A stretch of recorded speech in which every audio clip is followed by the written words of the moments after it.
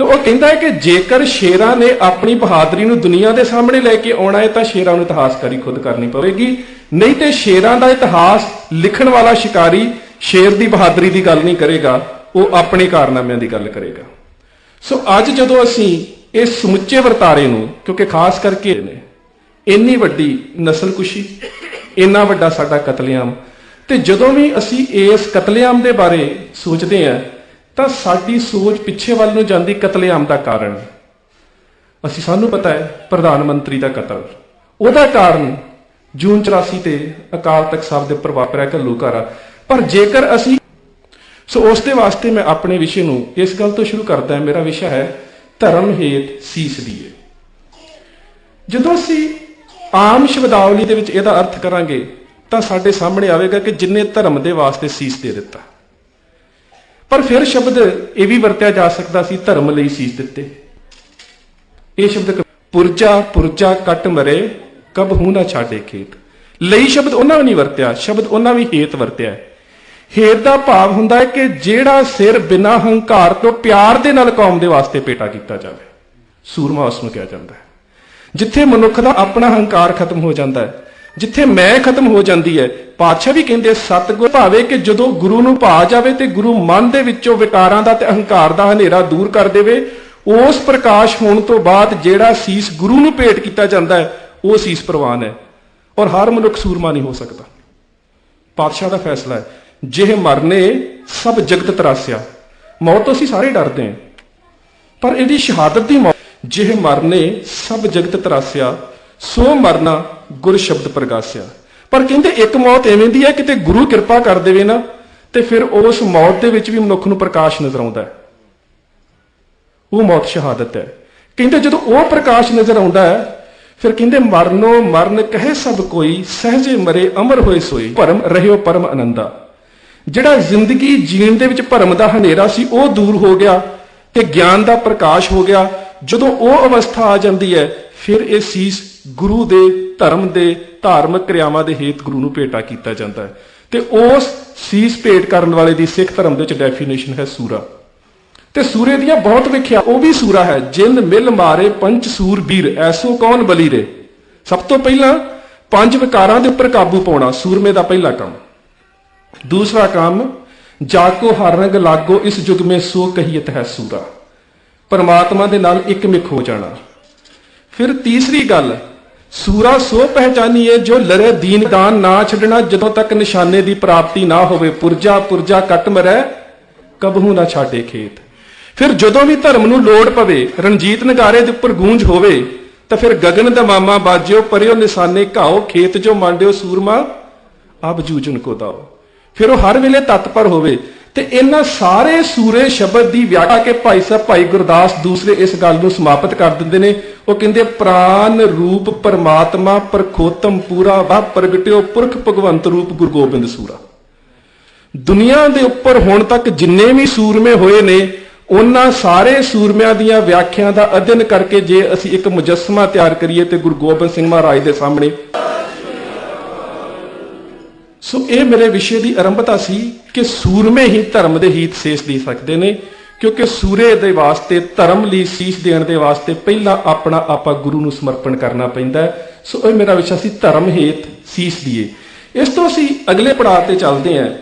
वो है कि जदों असीं दिल्ली दे जदों असीं इस नस्लकुशी का अध्ययन करते हैं तो 1947 तो बाद दे विच हिंदुस्तान दे विच संप्रदायी दंगे 307 बार होए ने।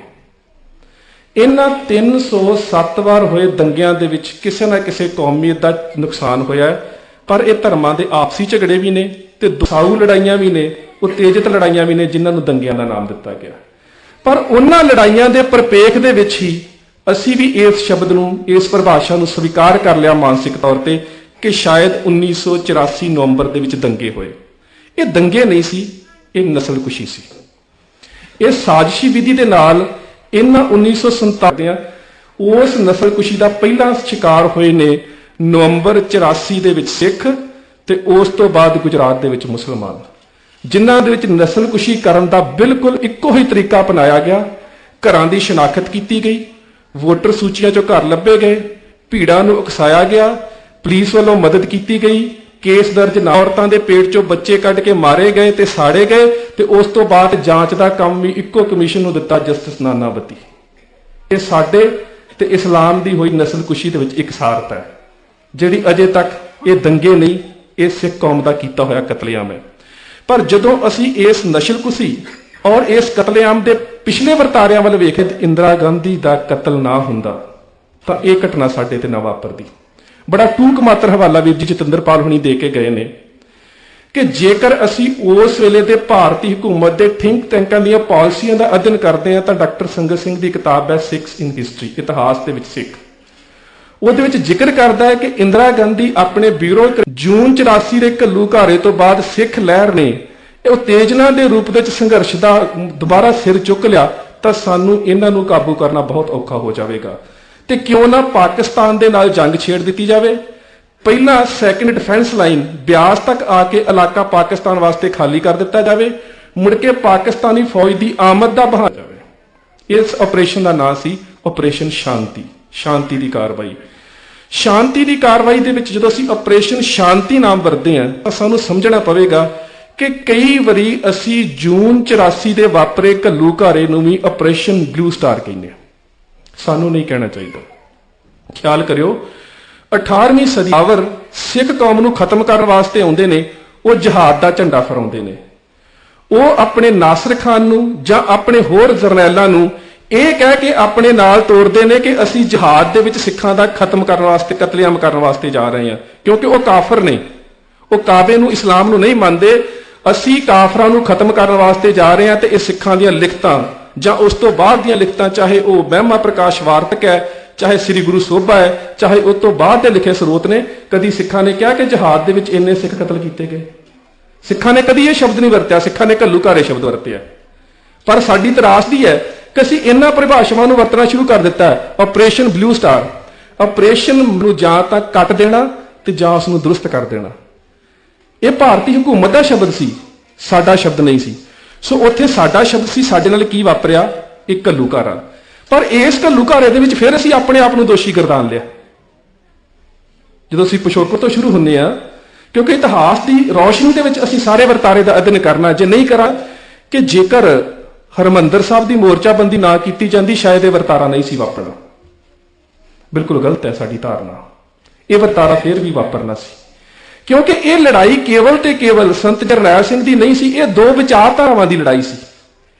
ਜਿਹੜੀ ਵਿਚਾਰਧਾਰਾ ਦੀ ਲੜਾਈ ਉਦੋਂ ਸ਼ੁਰੂ ਹੋ ਗਈ ਸੀ ਜਿਸ ਦਿਨ ਗੁਰੂ ਨਾਨਕ ਸਾਹਿਬ ਨੇ 7 ਸਾਲ ਦੀ ਉਮਰ ਦੇ ਵਿੱਚ ਦਲਿਤਾਂ ਨੂੰ ਆਪਣਾ ਗੁਲਾਮ ਬਣਾ ਕੇ ਰੱਖਣਾ ਚਾਹੁੰਦੀ ਹੈ। ਇੱਕ ਉਹ ਵਿਚਾਰਧਾਰਾ ਹੈ ਜਿਹੜੀ ਦਲਿਤਾਂ ਨੂੰ ਖੰਡੇ ਬਾਟੇ ਦੀ ਪਾਹੁਲ ਦੇ ਕੇ ਉਸ ਬ੍ਰਾਹਮਣਵਾਦ ਦੇ ਸਾਹਮਣੇ ਖੜਾ ਕਰਨਾ ਚਾਹੁੰਦੀ ਹੈ, ਜਿੱਥੇ ਗੁਰੂ ਗੋਬਿੰਦ ਸਿੰਘ ਮਹਾਰਾਜ ਵੰਗਾਰ ਕੇ ਕਹਿ ਰਹੇ ਨੇ ਕਿ ਜਿਨਕੀ ਜਾਤ ਪਾਤ ਕੁਲ ਮਾਹੀ, ਸਰਦਾਰੀ ਨਾ ਭਈ ਕਦਾਹੀ, ਤਿਨਹੀ ਕੋ ਸਰਦਾਰ ਬਣਾਉ, ਤਬੇ ਗੋਬਿੰਦ ਸਿੰਘ ਨਾਮ ਕਹਾਉ। ਇਹਨਾਂ ਦੋ ਵਿਚਾਰਧਾਰਾਂ ਦੀ ਆਪਸ 'ਚ ਕਦੀ ਸਾਂਝ ਹੋ ਹੀ ਨਹੀਂ ਸਕਦੀ। ਸੋ ਗਿਆ ਕਿ ਦਿੱਲੀ ਦੇ ਅਖੌਤੀ ਉਸ ਸਟੇਟ ਦਾ ਜਿਹੜਾ ਤਖਤ ਹੈ, ਉਸ ਤਖਤ ਨੂੰ ਜੇ ਕੋਈ ਵਿਚਾਰਧਾਰਾ ਚੈਲੰਜ ਕਰਦੀ ਹੈ ਤਾਂ ਸ੍ਰੀ ਅਕਾਲ ਤਖਤ ਸਾਹਿਬ ਦੀ ਵਿਚਾਰਧਾਰਾ ਹੈ। ਇਹਦੇ ਵਿੱਚ ਮੁੱਦਾ ਕੀ ਬਣਿਆ? ਅਕਸਰ ਅਸੀਂ ਜਦੋਂ ਮੁੱਦਿਆਂ ਦੀ ਗੱਲ ਕਰਦੇ ਹਾਂ ਨਾ ਤਾਂ ਸਾਡੀ ਮਾਨਸਿਕਤਾ ਦੇ ਵਿੱਚ ਇੱਕ ਗੱਲ ਵਸ ਜਾਂਦੀ ਹੈ ਕਿ ਸ਼ਾਇਦ ਸਾਡੀ ਮੰਗ ਪਹਿਲਾਂ ਕੇਵਲ ਖਾਲਿਸਤਾਨ ਸੀ। ਨਹੀਂ, ਅੱਤਵਾਦੀ ਕੌਣ? ਇਸ ਮੁੱਦੇ ਤੇ ਤੁਸੀਂ ਸਾਰਿਆਂ ਚੈਨਲ ਦੇ ਉੱਪਰ ਬਹਿਸ ਸੁਣੀ ਹੋਵੇਗੀ, ਪਰ ਦੁਨੀਆ ਦੀ ਕੋਈ ਵੀ ਸਟੇਟ ਇਸ ਬਹਿਸ ਨੂੰ ਅੰਤਮ ਰੂਪ ਨਹੀਂ ਦੇ ਸਕਦੀ। ਅੱਤਵਾਦੀ ਕੌਣ? ਜ਼ਾਲਮ ਸਟੇਟ ਦੇ ਖਿਲਾਫ ਹਰ ਹੱਕ ਮੰਗਣ ਵਾਲਾ ਬੰਦਾ ਅੱਤਵਾਦੀ ਹੁੰਦਾ ਹੈ। ਅੰਗਰੇਜ਼ਾਂ ਦੇ ਵਾਸਤੇ ਭਗਤ ਸਿੰਘ ਅੱਤਵਾਦੀ ਸੀ, ਮਦਨ ਲਾਲ ਢੀਂਗਰਾ ਅੱਤਵਾਦੀ ਸੀ, ਔਰੰਗਜ਼ੇਬ ਦੇ ਵਾਸਤੇ ਗੁਰੂ ਗੋਬਿੰਦ ਸਿੰਘ ਮਹਾਰਾਜ ਤੇ ਖਾਲਸਾ ਫੌਜ ਅੱਤਵਾਦੀ ਸੀ। ਹਰ ਇਸਟੈਬਲਿਸ਼ ਸਟੇਟ ਤੋਂ, ਉਹਦੇ ਜ਼ੁਲਮਾਂ ਤੋਂ ਤੰਗ ਆ ਕੇ ਜਿਹੜਾ ਵੀ ਬੰਦਾ ਹੱਕ ਮੰਗਦਾ ਉਹ ਅੱਤਵਾਦੀ ਹੁੰਦਾ ਹੈ। ਇਸ ਕਰਕੇ ਕਦੀ ਵੀ ਬਹਿਸ ਦਾ ਇਹ ਮੁੱਦਾ ਨਹੀਂ ਹੋਣਾ ਚਾਹੀਦਾ ਅੱਤਵਾਦੀ ਕੌਣ।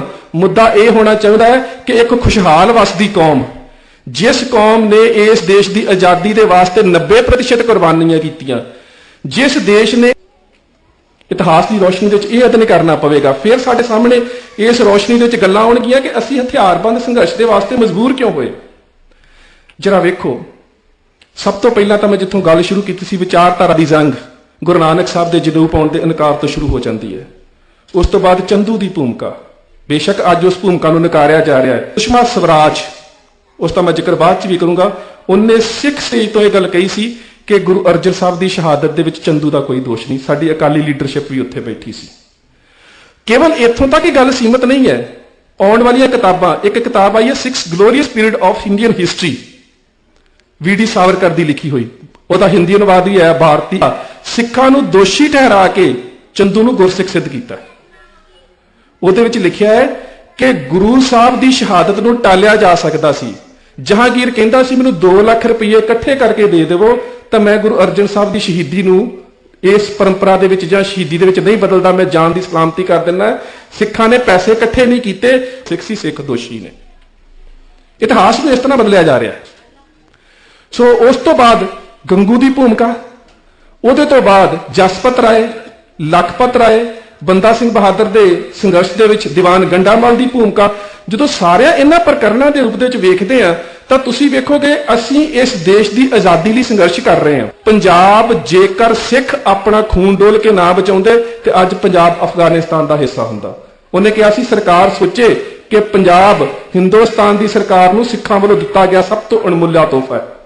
ਸਭ ਤੋਂ ਵੱਧ ਜਰਾਇਤੀ ਖੇਤਰ ਸਿੱਖਾਂ ਨੇ ਆਪਣੇ ਖੂਨ ਦੇ ਨਾਲ ਸਿੰਜ ਕੇ ਇਸ ਸਟੇਟ ਨੂੰ ਦਿੱਤਾ। ਉਸ ਤੋਂ ਬਾਅਦ ਜਦੋਂ ਸਿੱਖ ਰਾਜ ਜਾਂਦਾ ਹੈ, ਡੋਨੈਟਿਵ ਇਨਫੈਂਟਰੀ ਦੇ ਵਿੱਚ ਪੂਰਬੀ ਬਿਹਾਰੀ ਭਈਏ ਲੜਦੇ ਨੇ ਸਿੱਖਾਂ ਦੇ ਖਿਲਾਫ, ਚਾਹੇ ਮੁਦਕੀ ਦੀ ਜੰਗ ਹੁੰਦੀ ਹੈ, ਗੁਜਰਾਤ ਦੀ ਜੰਗ, ਚੇਲਿਆਂ ਵਾਲੇ ਦੀ ਜੰਗ ਜਾਂ ਸਭਰਾਵਾਂ ਦੀ ਜੰਗ। ਇਹਨਾਂ ਸਾਰੀਆਂ ਜੰਗਾਂ ਦੇ ਵਿੱਚ ਸਿੱਖਾਂ ਦੇ ਖਿਲਾਫ ਲੜਦੇ ਨੇ ਅੰਗਰੇਜ਼ਾਂ ਦੇ ਨਾਲ ਹੋ ਕੇ ਪੂਰਬ ਦੇ ਭਈਏ। ਪਰ ਜਦੋਂ ਉਹ ਆਪਣੀਆਂ ਨਿੱਜੀ ਗਰਜਾਂ ਤੋਂ ਬਗਾਵਤ ਕਰਦੇ ਨੇ 1857 ਦੇ ਵਿੱਚ, ਤੇ ਉਹਨਾਂ ਬਗਾਵਤਕਾਰ ਉਹ ਆਪਣੀ ਲਿਖਤ ਦੇ ਵਿੱਚ ਲਿਖਦਾ ਹੈ ਕਿ 1857 ਦੇ ਗਦਰ ਨੂੰ ਆਜ਼ਾਦੀ ਦੀ ਜੰਗ ਨਹੀਂ ਕਿਹਾ ਜਾ ਸਕਦਾ ਕਿਉਂਕਿ ਇਹ ਨਿੱਜੀ ਗਰਜਾਂ ਵਾਸਤੇ ਲੜੀ ਜਾ ਰਹੀ ਲੜਾਈ ਸੀ। ਨਾਨਾ ਸਾਹਿਬ ਕਹਿ ਰਿਹਾ ਸੀ ਅੰਗਰੇਜ਼ ਮੇਰੇ ਪੁੱਤਰ ਨੂੰ ਗੱਦੀ ਦੇਣ। ਲక్ష్ਮੀ ਬਾਈ ਝਾਂਸੀ ਦੀ ਰਾਣੀ ਕਹਿ ਰਹੀ ਸੀ ਕਿ ਮੇਰੇ ਪੁੱਤਰ ਨੂੰ ਗੱਦੀ ਦਿੱਤੀ ਜਾਵੇ। ਬਹਾਦਰ ਸ਼ਾਹ ਦੀ ਪਤਨੀ ਜ਼ੀਨਤ ਮਹਲ ਅੰਗਰੇਜ਼ਾਂ ਨੂੰ ਚਿੱਠੀਆਂ ਲਿਖਦਾ ਵੇਖਦੇ ਹੋ, ਉਹਨਾਂ 'ਚ ਲਿਖਿਆ ਜਾ ਰਿਹਾ ਹੈ ਕਿ 90 ਸਾਲ ਦੇਸ਼ ਨੂੰ ਗੁਲਾਮ ਰੱਖਣ ਦੇ ਕਾਰਨ ਸਿੱਖ ਨੇ। ਜੇਕਰ ਇਹ 1857 ਦੇ ਵਿੱਚ ਆਜ਼ਾਦੀ ਸੰਘਰਸ਼ 'ਚ ਹਿੱਸਾ ਲੈਂਦੇ ਤਾਂ ਦੇਸ਼ 90 ਸਾਲ ਪਹਿਲਾਂ ਆਜ਼ਾਦ ਹੋ ਲੈਣਾ ਸੀ। ਇਹ ਆ ਜਿਹੜੇ ਸਾਡੇ ਤੇ ਅੱਜ ਇਲਜ਼ਾਮ ਲਾ ਰਹੇ ਨੇ। ਸਾਡੀ ਆਬਾਦੀ ਤਾਂ ਹੋਵੇ 1.5%, ਅਸੀਂ ਕੁਰਬਾਨੀਆਂ ਦਈਏ 90%। ਇਹਨਾਂ ਗੱਲਾਂ ਨੇ ਸਾਨੂੰ ਹਥਿਆਰਬੰਦ ਸੰਘਰਸ਼ ਵਾਸਤੇ ਮਜਬੂਰ ਕੀਤਾ। ਰਣਜੀਤ ਸਿੰਘ ਦਾ ਰਾਜ ਜਾਂਦਾ ਹੈ ਤਾਂ ਮਾਫ ਕਰਨਾ, ਉਹਦੇ ਤੋਂ ਬਾਅਦ ਜੋ ਸਟੇਟ ਦੀ ਭੂਮਿਕਾ ਰਹੀ, ਬੇਸ਼ੱਕ ਅਸੀਂ ਅੰਗਰੇਜ਼ਾਂ ਦੇ ਗੁਲਾਮ ਰਹੇ ਪਰ ਹਮੇਸ਼ਾ ਹੀ ਹਿੰਦੂਤਵੀ ਜਥੇਬੰਦੀਆਂ ਨੇ ਸਾਡੇ ਧਰਮ ਦੇ ਅੰਦਰ ਦਖਲਅੰਦਾਜ਼ੀ ਕੀਤੀ। ਜੋ ਕੁਝ ਦਿਆਨੰਦ ਨੇ ਆਪਣੀਆਂ ਕਿਤਾਬਾਂ ਦੇ ਵਿੱਚ ਗੁਰੂ ਨਾਨਕ ਸਾਹਿਬ ਦੇ ਬਾਰੇ ਲਿਖਿਆ, ਅਨਪੜ੍ਹ ਨੇ, ਗਵਾਰ ਨੇ, ਧਰਮ ਦੀ ਲਿਖਿਆ ਗਿਆ, ਸਰਦਾਰ ਦਿਆਲ ਸਿੰਘ ਵਰਗੇ, ਦਿੱਤ ਸਿੰਘ ਵਰਗੇ ਵਿਦਵਾਨਾਂ ਨੇ ਉਹਨਾਂ ਦਾ ਜਵਾਬ ਦਿੱਤਾ ਦਿਆਨੰਦ ਦਾ। ਉਹ ਸੀ ਸਾਡੇ ਉਹਨਾਂ ਹੱਕਾਂ ਦੇ ਹਮਲਿਆਂ ਦੇ ਨਾਲ ਨਾਲ ਵਿਚਾਰਧਾਰਕ ਹਮਲਿਆਂ ਦੀ ਪ੍ਰਕਿਰਿਆ। ਉਹਦੇ ਤੋਂ ਬਾਅਦ ਸਾਡੇ ਗੁਰਧਾਮਾਂ ਦੇ ਅੰਦਰ ਮਸੰਦਾਂ ਤੋਂ ਬਾਅਦ ਜਿਹੜੀ ਮਹੰਤਾਂ ਦੀ ਸਥਾਪਤੀ ਹੋਈ, ਉਸ ਮਹੰਤਾਂ ਦੀ ਸਥਾਪਤੀ ਦੇ ਵਿੱਚ ਵੀ ਸਾਡੇ ਲੀਡਰ ਜਿਹੜੇ ਸਿਆਣੇ ਸੀ, ਸਰਦਾਰ ਝੱਬਰ ਨੂੰ ਸੁਨੇਹਾ ਭੇਜਿਆ ਸਰਦਾਰ ਲਛਮਣ ਸਿੰਘ ਹੋਣਾ ਨੂੰ ਕਿ ਤੁਸੀਂ ਅੰਗਰੇਜ਼ ਮੰਨ ਗਏ ਨੇ, ਅਸੀਂ ਕਬਜ਼ਾ ਲੈ ਲੈਣਾ, ਤੁਸੀਂ ਉੱਥੇ ਕੁਰਬਾਨੀ ਵਾਸਤੇ ਨਾ ਜਾਓ। ਕਿੰਨੇ ਸਟੇਟ ਸੀ ਸਾਡੇ ਲੀਡਰ। ਸਰਦਾਰ ਝੱਬਰ ਨੇ ਇੱਕ ਗੱਲ ਕਹੀ ਸੀ ਕਿ ਅੰਗਰੇਜ਼ਾਂ ਨੂੰ ਸਾਡੇ ਨਾਲ ਮਜ਼ਹਬੀ ਮੁਖਾਲਫਤ ਨਹੀਂ। ਇਸ ਗੱਲ ਨੂੰ ਅੱਜ ਦੇ ਨਜ਼ਰੀਏ 'ਚ ਵੇਖਿਓ, ਅੰਗਰੇਜ਼ਾਂ ਨੂੰ ਸਾਡੇ ਨਾਲ ਮਜ਼ਹਬੀ ਮੁਖਾਲਫ, ਹਿੰਦੂ ਧਰਮ ਦੇ ਗੁਲਾਮ ਹੋ ਗਏ, ਫਿਰ ਸਾਨੂੰ ਬ੍ਰਾਹਮਣਾਂ ਤੋਂ ਗੁਰਦੁਆਰੇ ਆਜ਼ਾਦ ਕਰਾਉਣੇ ਬਹੁਤ ਔਖੇ ਹੋ ਜਾਣੇ। ਇੰਨੇ ਸਿਆਣੇ ਲੀਡਰ ਸੀ ਉਦੋਂ ਕੌਮ ਦੇ। ਉਹੀ ਵਰਤਾਰਾ ਵਾਪਰਿਆ। ਇਸ ਦੇ ਬਾਅਦ ਦੇ ਵਿੱਚ ਜਦੋਂ ਆਜ਼ਾਦੀ ਦੀ ਪ੍ਰਕਿਰਿਆ ਚੱਲਦੀ ਹੈ, ਇਸ ਪ੍ਰਕਿਰਿਆ ਦੇ ਵਿੱਚ ਸਾਨੂੰ ਪਹਿਲਾ ਤੋਹਫਾ ਦਿੱਤਾ ਜਾਂਦਾ ਹੈ ਕਿ ਸਿੱਖ ਕ੍ਰਿਮੀਨਲ ਪ੍ਰੋਫੈਸ਼ਨ ਨੇ, ਜ਼ਰਾਇਮ ਪੇਸ਼ਾ ਕੌਮ ਨੇ। ਔਰ ਇੱਥੋਂ ਤੱਕ ਕਹਿ ਦਿੱਤਾ ਗਿਆ ਕਿ ਸਿੱਖਾਂ, ਕਿਉਂਕਿ ਸਿੱਖ ਦੰਗਾਕਾਰੀ ਕੌਮ ਹੈ। ਇਹ ਸਾਨੂੰ ਪਹਿਲਾ ਤੋਹਫਾ ਦਿੱਤਾ ਗਿਆ ਜਦੋਂ ਅਸੀਂ ਇਸ ਦੇਸ਼ ਦੇ ਵਾਸਤੇ 90% ਕੁਰਬਾਨੀਆਂ ਕੀਤੀਆਂ ਤੇ ਸਾਨੂੰ ਇਹ ਪਹਿਲਾ ਸਰਟੀਫਿਕੇਟ ਦਿੱਤਾ ਗਿਆ ਕਿ ਅਸੀਂ ਜਰਾਇਮ ਪੇਸ਼ਾ ਕੌਮ ਹੈ। ਉਸ ਤੋਂ ਬਾਅਦ ਦੂਜਾ ਸਰਟੀਫਿਕੇਟ ਇਹ ਦਿੱਤਾ ਗਿਆ ਕਿ ਜਦੋਂ ਦੁਨੀਆ ਦੇ ਵਿੱਚ ਜਿੰਨੇ ਵੀ ਅੱਜ ਤੱਕ ਵਾਟਰ ਟ੍ਰੀਟੀਜ਼ ਹੋਈਆਂ ਨੇ, ਪਾਣੀ ਦੇ ਸਮਝੌਤੇ ਹੋਏ ਨੇ, ਉਹਦੇ ਉੱਪਰ ਇਹ 3 ਕਾਨੂੰਨ ਨੇ ਜਿਨ੍ਹਾਂ ਦੇ ਆਧਾਰ ਤੇ ਦੁਨੀਆ ਦੇ ਉੱਪਰ ਪਾਣੀਆਂ ਦੀ ਵੰਡ ਕੀਤੀ ਜਾਂਦੀ ਹੈ। ਪਰ ਜਦੋਂ ਪੰਜਾਬ ਦੇ ਪਾਣੀਆਂ ਦੀ ਵੰਡ ਕੀਤੀ ਗਈ ਤਾਂ ਇਹ 3 ਕਾਨੂੰਨ ਹੀ ਸਿੱਕੇ ਤੇ ਟੰਗ ਦਿੱਤੇ ਗਏ। ਮਾਫ ਕਰਨਾ, ਜਿੰਨਾ ਪੰਜਾਬ ਦਾ ਪਾਣੀ ਤੇ ਬਿਜਲੀ ਅੱਜ ਦੂਜੇ ਸਟੇਟਾਂ ਨੂੰ ਜਾ ਰਿਹਾ ਹੈ, ਜੇਕਰ ਅਸੀਂ 1955 ਦੇ ਹਿਸਾਬ ਦੇ ਨਾਲ ਆਪਣਾ ਰੇਟ ਮੰਗੀਏ ਨਾ, ਜਿਸ ਤਰ੍ਹਾਂ ਸਟੇਟਾਂ ਦੀਆਂ ਕਿਊਸਿਕ ਲੀਟਰ ਦਾ ਰੇਟ 1955 ਦਾ ਜਿਹੜਾ ਅੰਤਰਰਾਸ਼ਟਰੀ ਰੇਟ ਹੈ, ਜੇ ਸਾਨੂੰ ਉਹੀ ਦਿੱਤਾ ਜਾਵੇ ਨਾ ਤੇ ਸਾਡਾ $72 ਮਿਲੀਅਨ ਦੂਜੇ ਸਟੇਟਾਂ ਵੱਲ ਬਣਦਾ ਹੈ ਹਰ ਸਾਲ। ਤੇ ਸਮਝੋ ਕਿ ਜੇਕਰ ਇੰਨੇ ਬਿਲੀਅਨ ਡਾਲਰ ਪੰਜਾਬ ਨੂੰ ਉਹਦੇ ਪਾਣੀਆਂ ਦਾ ਮਿਲੇ ਤੇ ਪੰਜਾਬ ਕਿੰਨਾ ਖੁਸ਼ਹਾਲ ਹੋਵੇਗਾ। ਸਾਡੇ ਉਹ ਵੀ ਹੱਕਾਂ ਤੇ ਡਾਕਾ ਮਾਰਿਆ ਗਿਆ। ਦੂਸਰਾ ਡਾਕਾ ਸਾਡੇ ਤੇ ਇਹ ਵੱਜਾ ਕਿ ਜੇਕਰ ਪੰਜਾਬ ਜੇ ਸਟੇਟਾਂ ਦੇ ਵਿੱਚ ਉਦਯੋਗ ਲਾਉਣਾ ਹੋਵੇ ਤਾਂ ਉਸ ਵੇਲੇ ਉਹਨਾਂ ਨੂੰ ਵੱਖਰੀ ਰਿਆਇਤ ਦਿੱਤੀ ਜਾਂਦੀ ਹੈ ਔਰ 10 ਸਾਲ ਦੇ ਵਾਸਤੇ ਟੈਕਸ ਮਾਫੀ ਦਿੱਤੀ ਜਾਂਦੀ ਹੈ। ਤੀਸਰੀ ਗੱਲ ਹੋਈ, ਜਦੋਂ ਸੂਬਿਆਂ ਦੀ ਵੰਡ ਹੋਈ, ਤਾਮਿਲਨਾਡੂ ਬਣਿਆ, ਗੁਜਰਾਤ ਬਣਿਆ, ਕੇਰਲਾ ਬਣਿਆ, ਮਦਰਾਸ ਬਣਿਆ, ਮਹਾਰਾਸ਼ਟਰ ਬਣਿਆ। ਕਿਸੇ ਵੀ ਸੂਬੇ ਨੂੰ ਆਪਣੀ ਬੋਲੀ ਦੇ ਆਧਾਰਿਤ ਦਿਸ਼ਾ ਵੱਲ, ਇੱਕ ਪੰਜਾਬ ਸੀ ਜਿਹਨੂੰ ਪੰਜਾਬੀ ਸੂਬਾ ਲੈਣ ਦੇ ਬਦਲੇ ਕੁਰਬਾਨੀਆਂ ਕਰਨੀਆਂ ਪਈਆਂ। ਸਾਨੂੰ ਆਪਣੀ ਭਾਸ਼ਾ ਦਾ ਸੂਬਾ ਲੈਣ ਦੇ ਵਾਸਤੇ ਵੀ ਕੁਰਬਾਨੀਆਂ ਕਰਨੀਆਂ ਪਈਆਂ। ਇਹ ਸਾਡੇ ਉੱਪਰ ਤੀਜਾ ਵਿਸਾਖਾਤ ਸੀ। ਇਹਨਾਂ ਸਾਰੇ ਸਰੋਤਾਂ ਦੇ ਨਾਲ ਸਾਡੇ ਕੋਲ ਪਾਣੀ ਗਿਆ, ਸਾਡੇ ਕੋਲ ਉਦਯੋਗ ਗਿਆ, ਸਾਡੇ ਕੋਲ ਬੋਲੀ ਗਈ, ਸਾਡੇ ਕੋਲ ਵਿਦਿਅਕ ਸਹੂਲਤਾਂ ਜਾਂਦੀਆਂ ਰਹੀਆਂ। ਤੇ ਹੁਣ ਤੁਸੀਂ ਵੇਖੋ ਇਹਦੇ ਪਿੱਛੇ ਨੀਤੀ ਕਿਹੜੀ ਕੰਮ ਕਰ ਰਹੀ ਸੀ। ਚਾਣਕਿਆ ਦੀਆਂ 2 ਕਿਤਾਬਾਂ ਨੇ, ਚਾਣਕਿਆ ਨੀਤੀ ਤੇ ਚਾਣਕਿਆ ਸੂਤਰ। ਚਾਣਕਿਆ ਨੀਤੀ ਦੇ ਵਿੱਚ ਹੈ ਰਾਜ ਲੈਣਾ ਕਿਵੇਂ ਹੈ, ਚਾਣਕਿਆ ਸੂਤਰ ਦੇ ਵਿੱਚ ਹੈ ਰਾਜ ਕਰਨਾ ਕਿਵੇਂ ਹੈ। ਪਹਿਲਾਂ ਉਹ ਰਾਜ ਲੈਣ ਦੀ ਗੱਲ ਕਰਦਾ ਕਿ ਦੂਜੀਆਂ ਕੌਮੀਆਂ ਨੂੰ ਤਬਾਹ ਕਿਵੇਂ ਕਰਨਾ ਹੈ। ਉਹ ਕਹਿੰਦਾ ਧਨਿਕ, ਸ਼ਤਰੂ, ਰਾਜਾ, ਨਦੀ, ਵੈਦ, ਦਿਸ਼ਾ ਵਾਸਤੇ ਉੱਤੋਂ 5 ਚੀਜ਼ਾਂ ਖੋਲੋ। ਧਨਿਕ ਉਦਯੋਗ, ਰਾਜਾ ਇਨਸਾਫ, ਨਦੀ ਪਾਣੀ, ਵੈਦ ਸਹੂਲਤਾਂ। ਇਹ ਸਾਰੀਆਂ 5 ਸਹੂਲਤਾਂ ਕਹਿੰਦਾ ਉਦਯੋਗ ਖੋਲੋ, ਪਾਣੀ ਖੋਲੋ, ਇਨਸਾਫ ਖੋਲੋ, ਫੌਜ ਦੇ ਵਿੱਚੋਂ ਭਰਤੀ ਖੋਲੋ ਤੇ ਉਹਨਾਂ ਦੀਆਂ ਵਿਦਿਅਕ ਸਹੂਲਤਾਂ ਖੋਲੋ। ਕੀ ਇਹ 5 ਸਹੂਲਤਾਂ ਸਾਡੇ ਕੋਲੋਂ ਨਹੀਂ ਖੋਈਆਂ ਗਈਆਂ? ਜਦੋਂ ਇਹ 5 ਹੀ ਚੀਜ਼ਾਂ ਇੱਕ ਸਟੇਟ ਕੋਲ ਖੋਹ ਲਈਆਂ, ਲਿਖਦਾ ਕਹਿੰਦਾ ਮਾਤ ਸ਼ਤਰੂ ਪਿਤਾ ਵੈਰੀ ਜੈਨ ਬਾਲਿਕ ਨਾ ਪਠਿਤ ਨਾ ਸੋਭਤੈ ਸਭਾ ਮਦਤੈ ਹੰਸ ਮਦਤੈ ਬਕੋ ਜਥਾ। ਕਹਿੰਦਾ ਕਿ ਉਸ ਕੌਮ ਦੇ ਧਰਮ ਨੂੰ ਖਤਮ ਕਰਨ ਦੇ ਵਾਸਤੇ ਇਹੋ ਜਿਹੇ ਪ੍ਰਚਾਰਕ ਧਰਮ ਦੇ ਵਿੱਚ ਸ਼ਾਮਲ ਕਰ ਦੇਵੋ ਕਿ ਉਹ ਉਸ ਧਰਮ ਦੇ ਸਿਧਾਂਤਾਂ ਨੂੰ ਖਤਮ ਕਰਨਾ ਸ਼ੁਰੂ ਕਰ ਦੇਣ। ਰਾਜ ਨੂੰ ਸਥਿਰ ਕਿਵੇਂ ਰੱਖਣਾ, ਇਹ ਸਾਡੇ ਤੇ ਦੂਸਰਾ ਹਮਲਾ ਸੀ। ਰਿਕਾਰਡਸ ਆਫ ਦਾ ਸਿਲੈਕਸ਼ਨ ਆਫ ਮਿਲਟਰੀ ਰਿਕਾਰਡਸ ਜਿਹੜੇ ਨੇ ਮਿਸਟਰ G.W. ਫਾਰੈਸਟ ਤੇ ਲਿਖੇ ਹੋਏ, ਉਹਨਾਂ ਨੂੰ ਪੜ੍ਹੋ ਨਾ। ਤੇ ਉਹ ਕਹਿੰਦਾ ਕਿ ਸਿੱਖਾਂ ਦੇ ਨਾਲ ਆਜ਼ਾਦੀ ਤੋਂ ਬਾਅਦ ਜਿੰਨੀਆਂ ਵੀ ਘਟਨਾਵਾਂ ਵਾਪਰੀਆਂ ਨੇ, ਚਾਹੇ ਉਹ ਦੇਹਧਾਰੀ ਗੁਰੂਡਮ ਹੈ, ਚਾਹੇ ਦੇਹਧਾਰੀ ਗੁਰੂਡਮ ਦੀ ਲਹਿਰ ਹੈ, ਚਾਹੇ RSS ਵਰਗੀਆਂ ਸੰਸਥਾਵਾਂ ਨੇ ਜਿਹੜੀਆਂ 1920 ਚ ਹੋਂਦ ਚਾਹੁੰਦੀਆਂ ਨੇ, ਕਹਿੰਦਾ ਹਰ ਸਿੱਖ ਵਿਰੋਧੀ ਸੰਸਥਾ ਦੀ ਕਾਰਵਾਈ, ਹਰ ਸਿੱਖ ਵਿਰੋਧੀ ਡੇਰਾ, ਹਰ ਸਿੱਖ ਵਿਰੋਧੀ ਸੰਸਥਾ ਦੇ ਪਿੱਛੇ ਸਰਕਾਰੀ ਤੰਤਰ ਕਾਰਜਸ਼ੀਲ ਹੈ। ਇਸੇ ਤਰ੍ਹਾਂ ਹੀ ਨਰਕਧਾਰੀਆਂ ਦੇ ਪਿੱਛੇ ਵੀ ਸਰਕਾਰੀ ਤੰਤਰ ਜਿਹੜਾ ਸੀ ਉਹ ਕਾਰਜਸ਼ੀਲ ਹੋਇਆ। ਨਰਕਧਾਰੀਆਂ ਦੇ ਪਿੱਛੇ ਕਾਰਜਸ਼ੀਲ ਹੋਏ ਉਹ ਸਰਕਾਰੀ ਤੰਤਰ ਨੇ ਸਭ ਤੋਂ ਪਹਿਲਾਂ ਇਹਨਾਂ ਦੀ ਕਿਤਾਬ ਨੂੰ ਪਬਲਿਸ਼ ਕੀਤਾ, ਅਵਤਾਰ ਬਾਣੀ। ਅਵਤਾਰ ਬਾਣੀ ਦੇ ਵਿੱਚ ਹੈਰਾਨ ਹੋਵੋਗੇ ਤੁਸੀਂ ਜਿਹੜੇ ਸ਼ਬਦ ਵਰਤੇ। ਹਰਿਮੰਦਰ ਸਾਹਿਬ ਅੰਮ੍ਰਿਤਸਰ ਦੇ ਗੰਦਮੂਤ ਨਾਲ ਭਰੀ ਹੋਈ ਛਪੜੀ ਜੀ ਚ ਡੱਡੂ ਤੇ ਮੱਛੀਆਂ ਪਲਦੀਆਂ ਨੇ, ਉਹਦੇ ਵਿੱਚ ਇਸ਼ਨਾਨ ਕਰਕੇ ਕੌਣ ਪਵਿੱਤਰ ਹੋ ਸਕਦਾ ਹੈ? ਜਦੋਂ ਕਿ 18ਵੀਂ ਸਦੀ ਦੇ ਵਿੱਚ ਜਦੋਂ ਇਸਲਾਮੀ ਸ਼ਾਸਕ ਆਪਣੇ ਵਜ਼ੀਰਾਂ ਨੂੰ ਪੁੱਛਦੇ ਸੀ ਨਾ ਕਿ ਸਿੱਖਾਂ ਦੇ ਕੋਲ ਕਿਹੜੀ ਤਾਕਤ ਹੈ ਕਿ ਮੈਦਾਨੇ ਜੰਗ ਦੇ ਵਿੱਚ ਜ਼ਖਮੀ ਹੋਏ ਮੁਰਦਿਆਂ ਵਾਂਗੂ ਪਏ ਹੁੰਦੇ ਨੇ, ਫਿਰ ਦੂਜੀ ਵਾਰੀ ਵੇਖੀਦਾ ਸਾਡੇ ਸਾਹਮਣੇ ਮੈਦਾਨੇ ਜੰਗ ਦੇ ਵਿੱਚ ਲੜੋ ਹੈ, ਇਨਕੋ ਆਬੇ ਹਯਾਤ ਦਿਓ ਹੈ। ਇਹਨਾਂ ਦਾ ਗੁਰੂ ਐਸਾ ਵਲੀ ਹੋਇਆ, ਇਹਨਾਂ ਨੂੰ ਅੰਮ੍ਰਿਤ ਸਰੋਵਰ ਦੀ ਇਹੋ ਜਿਹੀ ਦਾਤ ਦੇ ਗਿਆ ਕਿ ਉਹਦੇ ਵਿੱਚ ਇਸ਼ਨਾਨ ਕਰਦੇ ਨੇ, ਫਿਰ ਰਿਸ਼ਟ ਪੁਸ਼ਟ ਹੋ ਕੇ ਸਾਡੇ ਸਾਹਮਣੇ ਮੈਦਾਨੇ ਜੰਗ 'ਚ ਜੂਝਦੇ ਨੇ। ਅੱਜ ਉਹਨੂੰ ਗੰਦਮੂਤ ਦੀ ਛਪੜੀ ਕਿਹਾ ਜਾ ਰਿਹਾ ਸੀ। ਉਸ ਤੋਂ ਬਾਅਦ ਗੁਰੂ ਨਾਨਕ ਸਾਹਿਬ ਦੇ ਬਾਰੇ ਅਵਤਾਰ ਬਾਣੀ ਕਿਤਾਬ ਦੇ ਵਿੱਚ ਟਿੱਪਣੀ ਕੀਤੀ ਗਈ। ਉਹ ਟਿੱਪਣੀ ਸੀ ਕਿ ਨਾਮ ਕਿਸ਼ਮ ਤੇ ਨਾਨਕ ਜਿਹੜੀ ਤੁਲਨਾ ਸੀ ਉਹ ਕੀਤੀ ਗਈ ਗੁਰਬਚਨੇ ਨਿਰੰਕਾਰੀ ਦੀ ਪਤਨੀ ਦੇ ਨਾਲ, ਜਗਤ ਮਾਤਾ ਦੇ ਨਾਲ। ਕਿਹਾ ਗਿਆ ਕਿ ਜਗਤ ਮਾਤਾ ਰੱਬ ਹੈ ਤੇ ਗੁਰੂ ਨਾਨਕ ਇਹਦਾ ਭੇਦ ਨਹੀਂ ਪਾ ਸਕਿਆ। ਇਹ ਸੀ ਸਾਡੀ ਵਿਚਾਰਧਾਰਾ ਤੇ ਹਮਲਾ। ਉਸ ਤੋਂ ਬਾਅਦ ਹਮਲਾ ਸੀ ਸਾਡੀ ਵਿਲੱਖਣਤਾ ਤੇ, ਜਿੱਥੇ ਚਾਣਕਿਆ ਦੀ ਅਗਲੀ ਨੀਤੀ ਸ਼ੁਰੂ ਹੁੰਦੀ ਹੈ। ਉਹ ਅਗਲੀ ਗੱਲ ਕਹਿੰਦਾ ਚਾਣਕਿਆ ਕਿ ਨਾ ਸੋਭਤੈ ਸਭਾ ਮਦਤੈ ਹੰਸ ਮਦਤੈ ਬਕੋ ਜਥਾ। ਅਗਲੀ ਗੱਲ ਦੀ ਪ੍ਰਕਿਰਿਆ ਸਾਡੀ ਵਿਲੱਖਣਤਾ ਦਾ ਪ੍ਰਤੀਕ ਸੀ।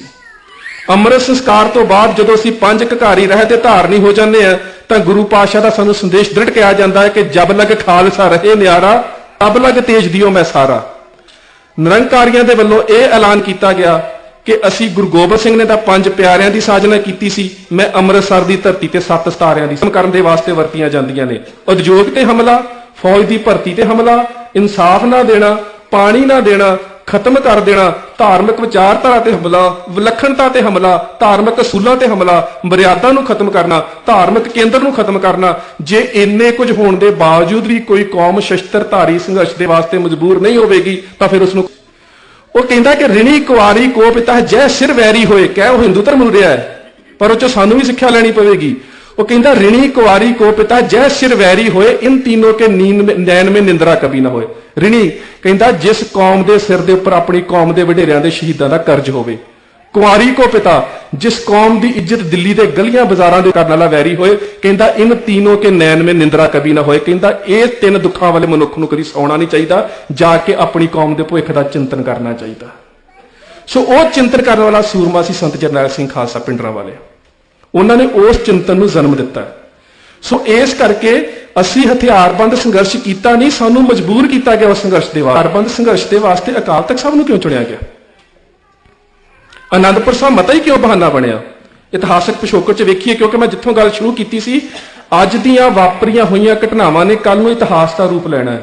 ਤੇ ਜੇ ਅੱਜ ਅਸੀਂ ਇਹਨਾਂ ਦਾ ਸਹੀ ਮੁਲਾਂਕਣ ਨਾ ਕੀਤਾ, ਮਾਫ ਕਰਨਾ, ਬੰਦਾ ਸਿੰਘ ਬਹਾਦਰ ਦੇ ਬਾਰੇ ਜੋ ਭੁਲੇਖੇ ਸਰਕਾਰ ਦੇ ਵੱਲੋਂ ਉਹਨਾਂ ਸਮਿਆਂ 'ਚ ਵੀ ਤਸਵੀਰ ਲੋਕਾਂ ਦੇ ਸਾਹਮਣੇ ਰੱਖ ਸਕੇ ਆ, ਕਿਉਂਕਿ ਸਟੇਟ ਵੱਲੋਂ ਇੰਨਾ ਬਦਨਾਮ ਕਰ ਦਿੱਤਾ ਗਿਆ, ਅਸੀਂ ਕੁਝ ਲਿਖ ਨਾ ਸਕੇ। ਬੰਦਾ ਸਿੰਘ ਬਹਾਦਰ ਦੇ ਜੀਵਨ ਕਾਲ ਦੇ ਵਿੱਚ ਹੀ ਅਖਬਾਰ ਅਤੇ ਦਰਬਾਰੇ ਮੌਲਾ ਤੋਂ ਲੈ ਕੇ ਇਬਰਤਨਾਮੇ ਦੇ ਲਿਖਾਰੀ ਮੁਹੰਮਦ ਕਾਸਮ ਲਾਹੌਰੀ ਤੱਕ 33 ਕਿਤਾਬਾਂ, 33 ਸਰੋਤ ਲਿਖ ਦਿੱਤੇ ਮੁਸਲਮਾਨਾਂ ਨੇ, ਕਿਉਂਕਿ ਸਭ ਤੋਂ ਵੱਡੀ ਲਹਿਰ ਸੀ ਉਹਨੂੰ ਬਦਨਾਮ ਕਿਵੇਂ ਕਰਨਾ ਹੈ। ਇਸੇ ਤਰ੍ਹਾਂ ਸਾਡਾ ਵੀ 28 ਤੋਂ 30 ਸਾਲ ਦਾ ਸਮਾਂ ਹੈ, ਸਨਾਂ ਦੇ ਵਿੱਚ ਅਸੀਂ ਸਿੱਖ ਇਤਿਹਾਸ ਦਾ ਬੜਾ ਵਧੀਆ ਤਰੀਕੇ ਨਾਲ ਅਧਿਐਨ ਕੀਤਾ ਹੈ, ਆਪਣੀਆਂ ਸਮੱਸਿਆਵਾਂ ਦਾ। ਬਹੁਤੀਆਂ ਕਿਤਾਬਾਂ ਸਟੇਟ ਵੱਲੋਂ, ਸਟੇਟ ਦੇ ਜਰ ਖਰੀਦ ਲਿਖਾਰੀਆਂ ਵੱਲੋਂ ਤੇ ਸਟੇਟ ਦੇ ਜਿਹੜੇ ਰਿਟਾਇਰਡ ਆਫੀਸਰ ਨੇ ਉਹਨਾਂ ਵੱਲੋਂ ਲਿਖੀਆਂ ਗਈਆਂ ਨੇ, ਜਿਨ੍ਹਾਂ ਨੇ ਸਾਡੀ ਲਹਿਰ ਦਾ, ਸਾਡੀਆਂ ਭਾਵਨਾਵਾਂ ਦਾ ਸਹੀ ਰੂਪ ਦੇ ਵਿੱਚ ਨਾ ਬਿਆਨ ਕੀਤਾ, ਨਾ ਉਹਨਾਂ ਨੇ ਤਰਜਮਾਨੀ ਕੀਤੀ ਹੈ। ਇਹ 'ਚ ਕੋਈ ਸ਼ੱਕ ਨਹੀਂ, ਜਦੋਂ ਅਸੀਂ ਲਹਿਰ ਦਾ, ਸੰਘਰਸ਼ ਦਾ ਬਦਨ ਕਰਦੇ ਇਤਿਹਾਸ ਦੇ ਨਜ਼ਰੀਏ ਦੇ ਵਿੱਚ, ਤੇ ਕਈ ਵਾਰੀ ਛੋਟੀ ਜਿਹੀ ਬਗਾਵਤ ਸੰਘਰਸ਼ ਦਾ ਰੂਪ ਲੈ ਲੈਂਦੀ ਹੈ, ਸੰਘਰਸ਼ ਇੱਕ ਲਹਿਰ ਦਾ ਰੂਪ ਲੈ ਲੈਂਦੀ ਆ, ਪਰ ਉਸ ਲਹਿਰ ਦੀ ਜਿਹੜੀ ਨਿਸ਼ਾਨੇ ਦੀ ਸੀਮਾ ਉਹ ਕਈ ਵਾਰੀ ਮੁੱਖ ਨਿਰਧਾਰਤ ਨਹੀਂ ਕਰ ਸਕਦਾ। ਇੱਕ ਉਦਾਹਰਨ ਤੁਹਾਡੇ ਨਾਲ ਸਾਂਝੀ ਕਰਦਾ। ਜਿਸ ਵੇਲੇ 1620 ਦੇ ਵਿੱਚ ਸ਼ਾਹਜਹਾਨ ਦੇ ਇੱਕ ਜਰਨੈਲ ਵੱਲੋਂ ਛੱਡਿਆ ਗਿਆ ਬਾਜ ਆਕਾਸ਼ ਦੇ ਵਿੱਚ ਉੱਡਦਾ ਹੁੰਦਾ ਹੈ, ਬਾਜ ਸਿੱਖਾਂ ਦੇ ਹੱਥ ਲੱਗਦਾ ਹੈ, ਜ਼ਖਮੀ ਹੋਏ ਬਾਜ ਨੂੰ ਫੜ ਕੇ ਸਿੱਖ ਲੈ ਆਉਂਦੇ ਨੇ, ਪਾਤਸ਼ਾਹ ਦੇ ਸਾਹਮਣੇ ਰੱਖ ਦਿੰਦੇ ਨੇ। ਸ਼ਾਹਜਹਾਨ ਦੇ ਅਹਿਲਕਾਰਾਂ ਦੇ ਸਿਪਾਹੀਆਂ ਨੂੰ ਪਤਾ ਲੱਗਦਾ ਹੈ ਕਿ ਬਾਜ ਸਿੱਖਾਂ ਦੇ ਕਬਜ਼ੇ ਦੇ ਵਿੱਚ ਹੈ, ਆਉਂਦੇ ਨੇ ਪਾਤਸ਼ਾਹ ਦੇ ਕੋਲ ਲੈਣ ਦੇ ਵਾਸਤੇ। ਪਾਤਸ਼ਾਹ ਜਵਾਬ ਦੇ ਦਿੰਦੇ ਨੇ, ਨਹੀਂ, ਇਹ ਬਾਜ ਨਹੀਂ ਦਿੱਤਾ ਜਾਵੇਗਾ। 1620 ਦੀ ਘਟਨਾ। ਇਹਦੇ ਨਾਲ ਕੀ ਹੋਵੇਗਾ? ਪਾਤਸ਼ਾਹ, ਬਾਜ ਵਾਪਸ ਕਰ ਦੇਣਾ ਚਾਹੀਦਾ, ਬਾਜ ਤੋਂ ਲੜਾਈ ਕਿਉਂ? ਪਾਤਸ਼ਾਹ ਦਾ ਜਵਾਬ ਕੀ ਹੈ? ਤਿੰਨ ਤੇ ਬਾਜ ਨਹੀਂ ਹਮ ਦੇਣਾ, ਅਬ ਤਾਜ ਰਾਜ ਤਿੰਨ ਤੇ ਸਭ ਲੈਣਾ।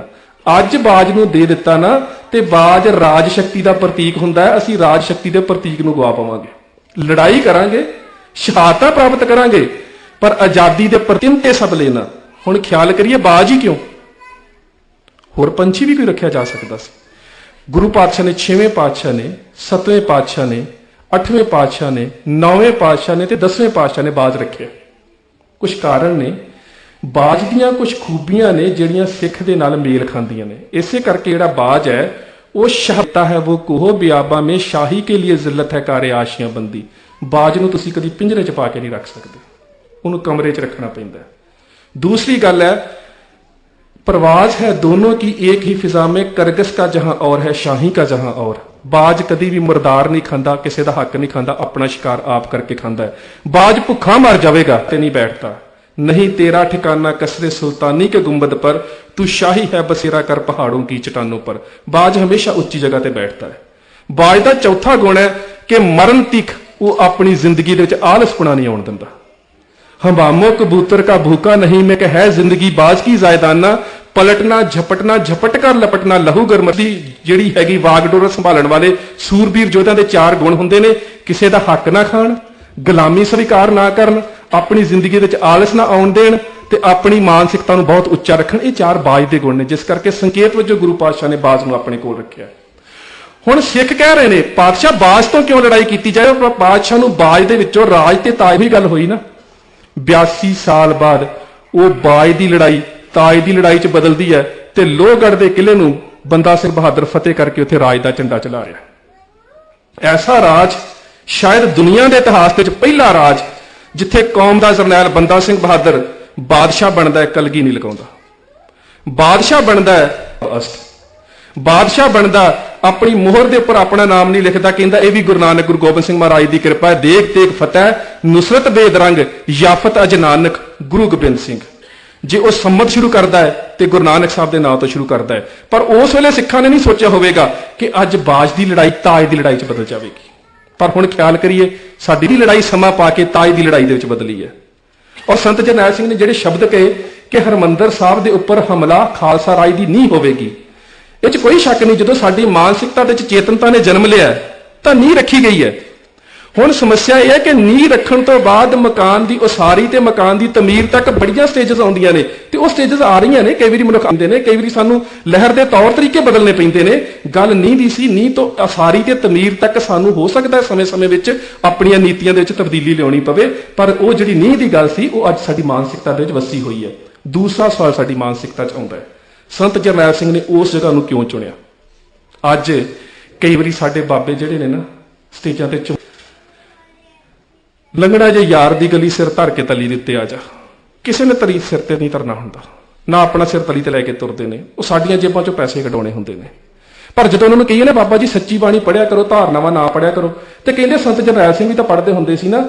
ਸੰਤ ਜਰਨੈਲ ਸਿੰਘ ਵੀ ਕਹਿੰਦੇ ਹੁੰਦੇ ਸੀ ਧਰਮ ਸਿਰ ਦਿੱਤਿਆਂ ਬਾਜ ਨਹੀਂ ਰਹਿਣਾ, ਧਰਮ ਸਿਰ ਦਿੱਤਿਆਂ ਬਾਜ ਨਹੀਂ ਰਹਿਣਾ। ਪਰ ਸਗਲ ਤੁਮਾਰੀ ਧਾਰਨਾ, ਹਿਰਦੇ ਦੇ ਵਿੱਚ ਇਸ ਸੰਕਲਪ ਨੂੰ ਵਸਾ ਲਿਆ ਹੈ ਕਿ ਜਿਹੜਾ ਧਰਮ ਹੈ ਉਹਨੂੰ ਜਿਉਣ ਦੇ ਵਾਸਤੇ ਜਾਂ ਧਰਮ ਦੀ ਚੇਤਨਤਾ ਭਰਨ ਦੇ ਵਾਸਤੇ ਸਾਨੂੰ ਸੀਸ ਭੇਟ ਕਰਨਾ ਪਵੇਗਾ। ਹੁਣ ਸੀਸ ਭੇਟ ਕੀਤਾ ਕਿੱਥੇ ਜਾਵੇ?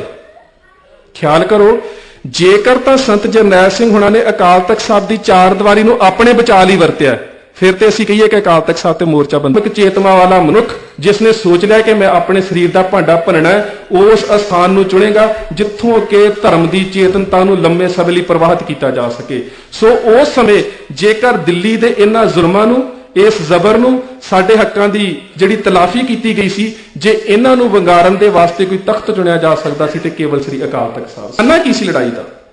ਅੱਜ ਜਦੋਂ ਅਸੀਂ ਯਾਦਗਾਰ ਬਣਾਉਣ ਦੀ ਗੱਲ ਕਰਦੇ ਹਾਂ, ਇੱਕ ਬੰਨੇ ਤੇ ਕਹਿੰਦੇ ਨੇ ਕਿ ਅਸੀਂ ਸਿੱਖਾਂ ਦਾ ਅਕਾਲ ਤਖਤ ਸਾਹਿਬ ਢਾਹ ਦਿੱਤਾ, ਅਸੀਂ ਕਬਜ਼ਾ ਕਰ ਲਿਆ, ਅਸੀਂ ਅੱਤਵਾਦੀਆਂ ਨੂੰ ਕੱਢ ਦਿੱਤਾ, ਫਿਰ ਯਾਦਗਾਰ ਤੋਂ ਡਰ ਕਿਉਂ? ਸਾਡੀ ਮਾਨਸਿਕਤਾ ਦੇ ਵਿੱਚ ਇੱਕ ਸਵਾਲ ਪੈਦਾ ਹੋਵੇਗਾ, ਅਸੀਂ ਸਿੱਖਾਂ ਨੂੰ ਕੱਢ ਦਿੱਤਾ, ਅਕਾਲ ਤਖਤ ਸਾਹਿਬ ਨੂੰ ਢਾਹ ਦਿੱਤਾ, ਹਰਿਮੰਦਰ ਸਾਹਿਬ ਦੀ ਬੇਅਦਬੀ ਕਰ ਦਿੱਤੀ, ਸਾਡੀਆਂ ਫੌਜਾਂ ਨੇ ਇਲਾਕਾ ਫਤਿਹ ਕਰ ਲਿਆ, ਅਸੀਂ ਮੁਦਕੀ ਦੀ ਲੜਾਈ ਦੇ ਵਿੱਚ ਹਾਰੇ ਹਾਂ, ਸਾਨੂੰ ਡੋਗਰਿਆਂ ਨੇ ਹਰਾਇਆ, ਅੰਗਰੇਜ਼ਾਂ ਨੇ ਉੱਥੇ ਵਿਕਟਰੀ ਟਾਵਰ ਬਣਾਏ ਨੇ, ਜਿੱਥੇ ਸ਼ਾਮ ਸਿੰਘ ਅਟਾਰੀ ਸਭਰਾਵਾਂ ਦੀ ਜੰਗ 'ਚ ਸ਼ਹੀਦ ਹੁੰਦਾ, ਅੰਗਰੇਜ਼ਾਂ ਨੇ ਉੱਥੇ ਵਿਕਟਰੀ ਟਾਵਰ ਬਣਾਇਆ। ਸਿੱਖਾਂ ਨੇ ਕਦੀ ਢਾਉਣ ਦੀ ਨਹੀਂ ਸੋਚੀ, ਨਾ ਅਸੀਂ ਸੋਚ ਸਕਦੇ ਹਾਂ, ਕਿਉਂਕਿ ਅਸੀਂ ਇੱਕ ਫਰਾਕਤਿਲ ਕੌਮ ਆ। ਠੀਕ ਹੈ, ਅਸੀਂ ਗਦਾਰੀ ਕਰਕੇ ਉੱਥੇ ਹਾਰੇ, ਪਰ ਅਸੀਂ ਹਾਰ ਨੂੰ ਸਵੀਕਾਰ ਨਹੀਂ ਕੀਤਾ, ਅਸੀਂ ਰਾਜ ਦੀ ਲੜਾਈ ਅੱਜ ਵੀ ਲੜ ਰਹੇ ਹਾਂ। ਹੁਣ ਅਗਲੀ ਗੱਲ ਆ ਜਾਂਦੀ, ਇਹ ਲੜਾਈ ਲੜੀ ਗਈ, ਇਹ ਕਹਿੰਦੇ ਨੇ ਅਸੀਂ ਜੇਤੂ ਆ, ਤੇ ਫਿਰ ਜੇ ਅਸੀਂ ਉੱਥੇ ਆਪਣੀ ਯਾਦਗਾਰ ਬਣਾਉਂਦੇ ਆ ਤੇ ਉਸ ਮਾਨਸਿਕਤਾ ਦੇ ਵਿੱਚ ਇੱਕ ਡਰ ਕਿਉਂ ਹੈ? ਕਿਉਂ ਵਿਰੋਧਤਾ ਕੀਤੀ ਜਾਂਦੀ ਹੈ? ਦਰਅਸਲ ਜਦੋਂ ਵੀ ਅਸੀਂ ਇਤਿਹਾਸਕ ਪਰਿਪੇਖ ਦੇ ਵਿੱਚ ਵੇਖਾਂਗੇ ਤਾਂ ਜੰਗ ਦੇ ਨਿਸ਼ਾਨੇ ਵੇਖੇ ਜਾਣਗੇ।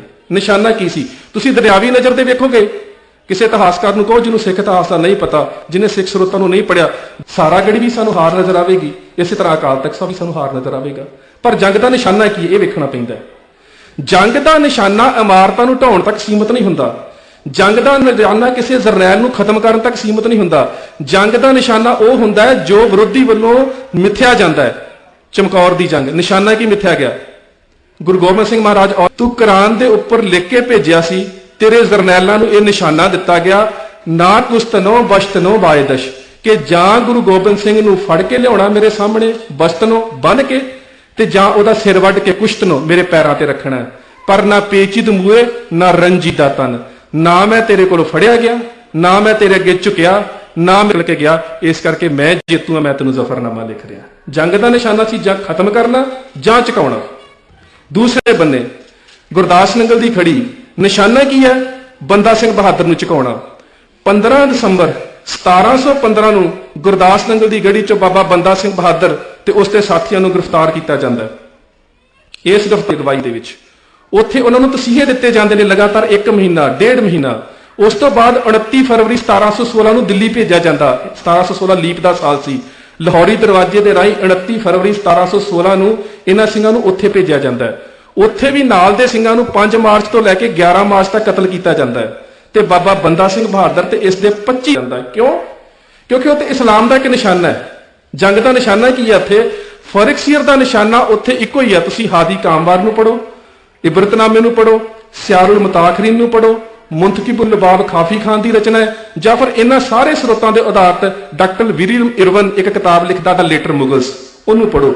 ਉਹਦੇ ਚ ਨਿਸ਼ਾਨਾ ਕੀ ਹੈ? ਜਰਨੈਲ ਨੂੰ ਆਪਣੇ ਪੈਰਾਂ 'ਚ ਝੁਕਾਉਣਾ ਹੈ, ਜਿਨਨੇ 8 ਸਾਲ ਪੰਜਾਬ ਦੀ ਧਰਤੀ ਦੇ ਉੱਪਰ ਆਪਣੇ ਘੋੜਾ ਦੇ ਪੈਰਾਂ ਦੇ ਨਿਸ਼ਾਨ ਛੱਡੇ ਨੇ, ਤੇ ਜਿਨਨੇ ਖਾਲਸਾ ਰਾਜ ਦਾ ਝੰਡਾ ਚਲਾਇਆ। ਮੇਰਾ ਨਿਸ਼ਾਨਾ ਇਹ ਹੈ।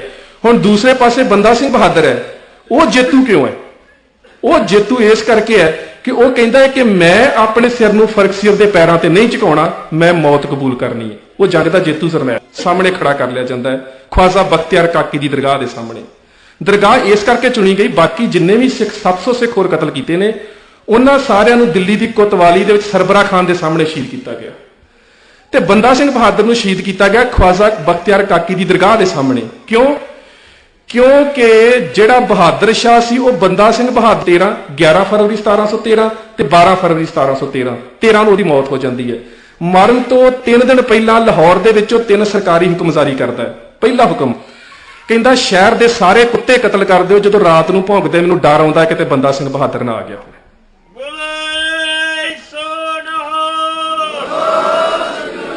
ਨੇ ਇਹਨਾਂ ਨੂੰ ਸ਼ਹਿਰ ਚੋਂ ਕੱਢ ਦਿਓ, ਮੈਨੂੰ ਇਹਨਾਂ ਨੂੰ ਦਾੜੀਆਂ ਵੱਲ ਵੇਖ ਕੇ ਸਿੱਖ ਚੇਤੇ ਆ ਜਾਂਦੇ ਨੇ, ਲੋਹਗੜ੍ਹ ਦੇ ਮੈਦਾਨ 'ਚ ਮੇਰੇ ਨਾਲ ਲੜੇ ਸੀ। ਤੀਜਾ ਹੁਕਮ ਕਹਿੰਦਾ ਸ਼ਹਿਰ ਦੇ ਸਾਰੇ ਖੋਤੇ ਸ਼ਹਿਰ ਚੋਂ ਬਾਹਰ ਕੱਢ ਦਿਓ, ਜਦੋਂ ਰਾਤ ਨੂੰ ਗਲੀਆਂ 'ਚ ਹਿਣਕਦੇ ਤੇ ਭੱਜਦੇ ਨੇ ਮੈਨੂੰ ਲੱਗਦਾ ਕਿਤੇ ਸਿੰਘਾਂ ਦੇ ਘੋੜੇ ਨਾ ਆ ਗਏ ਹੋਣ। ਇਸਲਾਮੀ ਤਵਾਰੀ ਖੁਦ ਲਿਖਦੀ, ਹਾਜੀ ਕਾਮਵਾਰ ਖਾਨ ਲਿਖਦਾ ਹੈ, ਕਹਿੰਦਾ ਕਿ ਸੱਚਮੁੱਚ ਬਹਾਦਰ ਸ਼ਾਹ ਪਾਗਲ ਹੋ ਚੁੱਕਾ ਸੀ ਤੇ ਬਹਾਦਰ ਸ਼ਾਹ ਦੀ ਆਤਮਾ ਨੂੰ ਸੁੱਖ ਕੋਲਾਂ ਨੂੰ ਉਸ ਦੇ 25 ਸਿੱਖਾਂ ਦੇ ਨਾਲ ਲਿਆ ਕੇ ਖੜਾ ਕਰ ਲਿਆ ਜਾਂਦਾ ਹੈ। ਪੈਰਾਂ 'ਚ ਬੇੜੀਆਂ, ਹੱਥਾਂ 'ਚ ਹੱਥ ਕੜੀਆਂ, ਇਹ ਜੰਗ ਦਾ ਨਿਸ਼ਾਨਾ, ਇਹ ਜੰਗ ਦਾ ਜੇਤੂ ਜਰਨੈਲ। ਉਸ ਦੇ 25 ਸਿੱਖਾਂ ਦੇ ਭਾਈ ਬਾਜ ਸਿੰਘ, ਭਾਈ ਆਲੀ ਸਿੰਘ, ਮਾਲੀ ਸਿੰਘ ਸਲੌਦੀ ਵਾਲੇ, ਫਤਿਹ ਸਿੰਘ, ਰਣ ਸਿੰਘ, ਇਹਨਾਂ ਸਾਰੇ ਸਿੰਘਾਂ ਦੇ ਸਿਰ ਧੜ ਤੋਂ ਜੁਦਾ ਕੀਤੇ ਜਾਂਦੇ ਨੇ। ਨੇਜਿਆਂ ਤੇ ਟਾਂਕੇ ਬਾਬਾ ਬੰਦਾ ਸਿੰਘ ਬਹਾਦਰ ਆਨ ਦੇ ਵਿੱਚ ਉਹਦੇ ਸਾਹਮਣੇ ਪਏ ਹੋਣਗੇ। ਖੂਨ ਦੇ ਨਾਲ ਨੇਜੇ ਲਾਲ ਹੋਏ ਹੋਣਗੇ। ਧਰਤੀ ਖੂਨ ਦੇ ਗਲੀਚੇ ਦਾ ਰੂਪ ਲੈ ਗਈ ਹੋਵੇਗੀ ਤੇ ਉਦੋਂ ਕੌਮ ਦਾ ਜਰਨੈਲ ਵਿਚਕਾਰ ਅਡੋਲ ਚਿਤ ਬੈਠਾ ਹੈ, ਨੇਤਰ ਬੰਦ ਕਰਕੇ। ਤੇ ਫਰਕ ਸਿਰ ਪਤਾ ਕੀ ਕਹਿੰਦਾ ਹੈ? ਕਹਿੰਦਾ ਬੰਦਾ ਸਿੰਘ ਬਹਾਦਰ ਜੰਗ ਦਾ ਨਿਸ਼ਾਨਾ ਤਾਂ ਅੱਜ ਹੈ, ਜੰਗ ਦਾ ਨਿਸ਼ਾਨਾ ਤਾਂ ਹੁਣ ਸਾਹਮਣੇ ਆਇਆ। ਇੱਕ ਤੂੰ ਹੈ, ਇੱਕ ਮੈਂ ਹਾਂ। ਕੌਮ ਦਾ ਜਰਨੈਲ ਅਡੋਲ ਹੈ, ਨੇਤਰ ਬੰਦ ਨੇ। ਫਰਕ ਸਿਰ ਫਿਰ ਕਹਿੰਦਾ ਬੰਦਾ ਸਿੰਘ ਬਹਾਦਰ, ਆ ਤੇਰੇ 25 ਜਰਨੈਲਾਂ ਦੇ ਸਿਰ ਮੈਂ ਨੇਜਿਆਂ ਤੇ ਟੰਗੇ ਨੇ, ਇਹਨਾਂ ਨੂੰ ਵੇਖ ਕੇ ਤੈਨੂੰ ਡਰ ਨਹੀਂ ਆਉਂਦਾ? ਨੇਤਰ ਬੰਦ ਕੀਤੇ ਨੇ। ਨਹੀਂ ਫਰਕ ਸਿਰ, ਮੈਨੂੰ ਡਰ ਨਹੀਂ ਆਉਂਦਾ। ਫਿਰ ਅੱਖਾਂ ਕਿਉਂ ਬੰਦ ਕੀਤੀਆਂ ਨੇ? ਖੋਲ ਕੇ ਵੇਖਦਾ ਕਿਉਂ ਨਹੀਂ? ਫਰਕ ਸਿਰ, ਮੈਂ ਅੱਖਾਂ ਇਸ ਕਰਕੇ ਨਹੀਂ ਬੰਦ ਕੀਤੀਆਂ ਕਿ ਮੈਨੂੰ ਜਰਨੈਲਾਂ ਦੇ ਸਿਰ ਵੇਖਣੇ ਔਖੇ ਲੱਗ ਰਹੇ ਨੇ, ਮੈਂ ਉਹ ਤੇਰੀ ਗੋਦ 'ਚ ਪਹਿਲਾਂ ਚਲੇ ਗਏ, ਮੈਨੂੰ ਕਿਉਂ ਦੇਰੀ ਕੀਤੀ ਜਾ ਰਹੀ, ਮੈਨੂੰ ਕਿਉਂ ਨਹੀਂ ਬੁਲਾਇਆ ਜਾ ਰਿਹਾ? ਫਰਕ ਸਿਰ ਹੈਰਾਨ ਹੈ। ਕਹਿੰਦਾ ਬੜੀ ਅਜੀਬ ਗੱਲ ਹੈ। ਕਹਿੰਦਾ ਬੰਦਾ ਸਿੰਘ ਬਹਾਦਰ, ਨਹੀਂ, ਮੈਂ ਅਜੇ ਵੀ ਜੰਗ ਦਾ ਨਿਸ਼ਾਨਾ ਨਹੀਂ ਛੱਡਣਾ, ਮੈਂ ਤੈਨੂੰ ਖਤਮ ਨਹੀਂ ਕਰਨਾ। ਜੇ ਮੈਂ ਤੈਨੂੰ ਖਤਮ ਕਰ ਦਿੱਤਾ ਤੂੰ ਜੇਤੂ ਹੋਵੇਂਗਾ, ਮੇਰੀ ਹਾਰ ਹੋਵੇਗੀ, ਪਰ ਜੇ ਮੈਂ ਤੈਨੂੰ ਝੁਕਾ ਲਿਆ ਤਾਂ ਦੁਨੀਆ ਦੀਆਂ ਨਜ਼ਰਾਂ ਦੇ ਵਿੱਚ ਮੈਂ ਜੇਤੂ ਹੋਵਾਂਗਾ। ਵਿੱਚੋਂ ਕੱਢ ਕੇ ਲਿਆਂਦਾ ਜਾਂਦਾ, ਮਾਂ ਦੀ ਗੋਦ ਦੇ ਵਿੱਚੋਂ ਖੋਲ ਕੇ। ਅੱਜ ਬੱਚੇ ਦਾ ਮਿਲਾਪ 15 ਦਸੰਬਰ 1715 ਤੋਂ ਬਾਅਦ 9 ਜੂਨ 1716 ਨੂੰ 7.5 ਪੌਣੇ 8 ਮਹੀਨੇ ਬਾਅਦ ਪਿਤਾ ਤੇ ਪੁੱਤਰ ਦਾ ਮਿਲਾਪ ਹੋਇਆ। ਪਤਾ ਨਹੀਂ ਪੁੱਤਰ ਨੂੰ ਕੀ ਵਾਪਰਨਾ ਹੈ। ਪੌਣੇ 4 ਸਾਲ ਦਾ ਬੱਚਾ, ਉਹਨੂੰ ਨਹੀਂ ਪਤਾ, ਉਹ ਸੋਚ ਰਿਹਾ ਹੈ ਸ਼ਾਇਦ ਪਿਤਾ ਨੂੰ ਮਿਲਾਉਣ ਵਾਸਤੇ ਲਿਆਂਦਾ ਜਾਂਦਾ ਹੈ। ਗੋਦ ਦੇ ਵਿੱਚ ਪਾਇਆ, ਪਿਤਾ ਲਾਚਾਰ ਹੈ, ਹੱਥਾਂ ਦੇ ਵਿੱਚ ਹੱਥ ਹੈ। ਪੁੱਤ ਨੇ ਪਿਤਾ ਜੀ ਕਹਿ ਕੇ ਕਲੇਜੇ ਦੇ ਨਾਲ ਜੱਫੀ ਵੀ ਪਾਈ ਹੋਵੇ। ਕਿਤੇ ਬੰਦਾ ਸਿੰਘ ਬਹਾਦਰ ਦਾ ਦਿਲ ਵੀ ਕੀਤਾ ਹੋਵੇ ਕਿ ਮੈਂ ਇਸ ਲਖਤੇ ਜ਼ਿਕਰ ਦਾ ਮੂੰਹ ਚੁੰਮ ਲਵਾਂ। ਕਿਤੇ ਉਹਦਾ ਵੀ ਜੀ ਕੀਤਾ ਹੋਵੇਗਾ ਕਿ ਮੈਂ ਵੀ ਇਹਨੂੰ ਘੁੱਟ ਕੇ ਛਾਤੀ ਦੇ ਨਾਲ ਲਾ ਲਵਾਂ, ਪਰ ਛਾਤੀ ਨਾਲ ਲਾਉਣ ਦੀ ਇਜਾਜ਼ਤ ਨਹੀਂ। ਕਮਰੂਦੀਨ ਮੀਰ ਆਤਸ਼ ਬੰਦਾ ਸਿੰਘ ਬਹਾਦਰ ਦੀ ਇੱਕ ਹੱਥ ਕੜੀ ਖੋਲਦਾ ਹੈ ਤੇ ਉਹਦੇ ਹੱਥ ਦੇ ਵਿੱਚ ਇੱਕ ਖੰਜਰ ਫੜਾ ਦਿੰਦਾ ਹੈ। ਬੰਦਾ ਸਿੰਘ, ਆਪਣੇ ਪੁੱਤਰ ਨੂੰ ਆਪ ਜ਼ਿਬਾ ਕਰ, ਆਪ ਕਤਲ ਕਰ।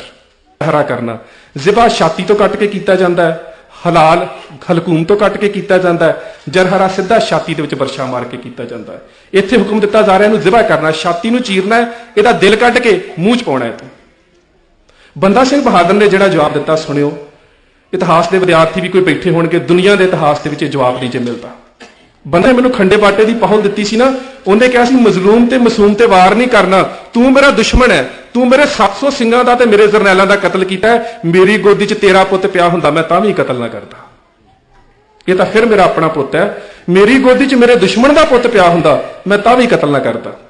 ਬੱਚੇ ਨੂੰ ਲੱਤੋਂ ਫੜ ਕੇ ਕਮਰੂਦੀਨ ਮੀਰ ਆਤਸ਼ ਨੇ ਧੋਇਆ, ਛਾਤੀ ਨੂੰ ਚੀਰਿਆ ਗਿਆ, ਉਹਦੀਆਂ ਚੀਕਾਂ ਦੇ ਨਾਲ ਅਸਮਾਨ ਗੂੰਜ ਉੱਠਿਆ, ਉਹਦੇ ਟੁਕੜੇ ਟੁਕੜੇ ਕਰਕੇ ਉਹਦੀਆਂ ਆਂਦਰਾਂ ਦਾ ਹਾਰ ਪਰੋ ਕੇ ਬਾਬਾ ਬੰਦਾ ਸਿੰਘ ਬਹਾਦਰ ਦੇ ਗਲ ਦੇ ਵਿੱਚ ਪਾ ਦਿੱਤਾ। ਤੇ ਫਿਰ ਹਾਰ ਪਾਉਣ ਤੋਂ ਬਾਅਦ, ਉਹਦੇ ਗਲ 'ਚ ਪਾਉਣ ਤੋਂ ਬਾਅਦ ਫਰਕ ਸਿਰ ਕਿਸ਼ਤਾ ਬੰਦਾ ਸਿੰਘ ਬਹਾਦਰ ਹੁਣ ਕਿਵੇਂ ਮਹਿਸੂਸ ਹੋ ਰਿਹਾ ਹੈ? ਕਹਿੰਦਾ ਫਰਕ ਸਿਰ ਬੜਾ ਆਨੰਦ ਹੈ। ਅਣਖ ਦੇ ਮੈਦਾਨ ਦੇ ਵਿੱਚ ਕਹਿੰਦਾ ਦੋ ਵਿਚਾਰਧਾਰਾ, ਜਿਹੜਾ ਵਿਚਾਰਧਾਰਾ ਦਾ ਜੇਤੂ ਜਰਨੈਲ ਹੈ ਉਹਦੇ ਗਲ ਦੇ ਵਿੱਚ ਉਹਦੀਆਂ ਪੁੱਤਰਾਂ ਦਾ ਹਾਰ ਪਿਆ, ਤੂੰ ਹਾਰ ਕੇ ਮੇਰੇ ਸਾਹਮਣੇ ਬੈਠਾ।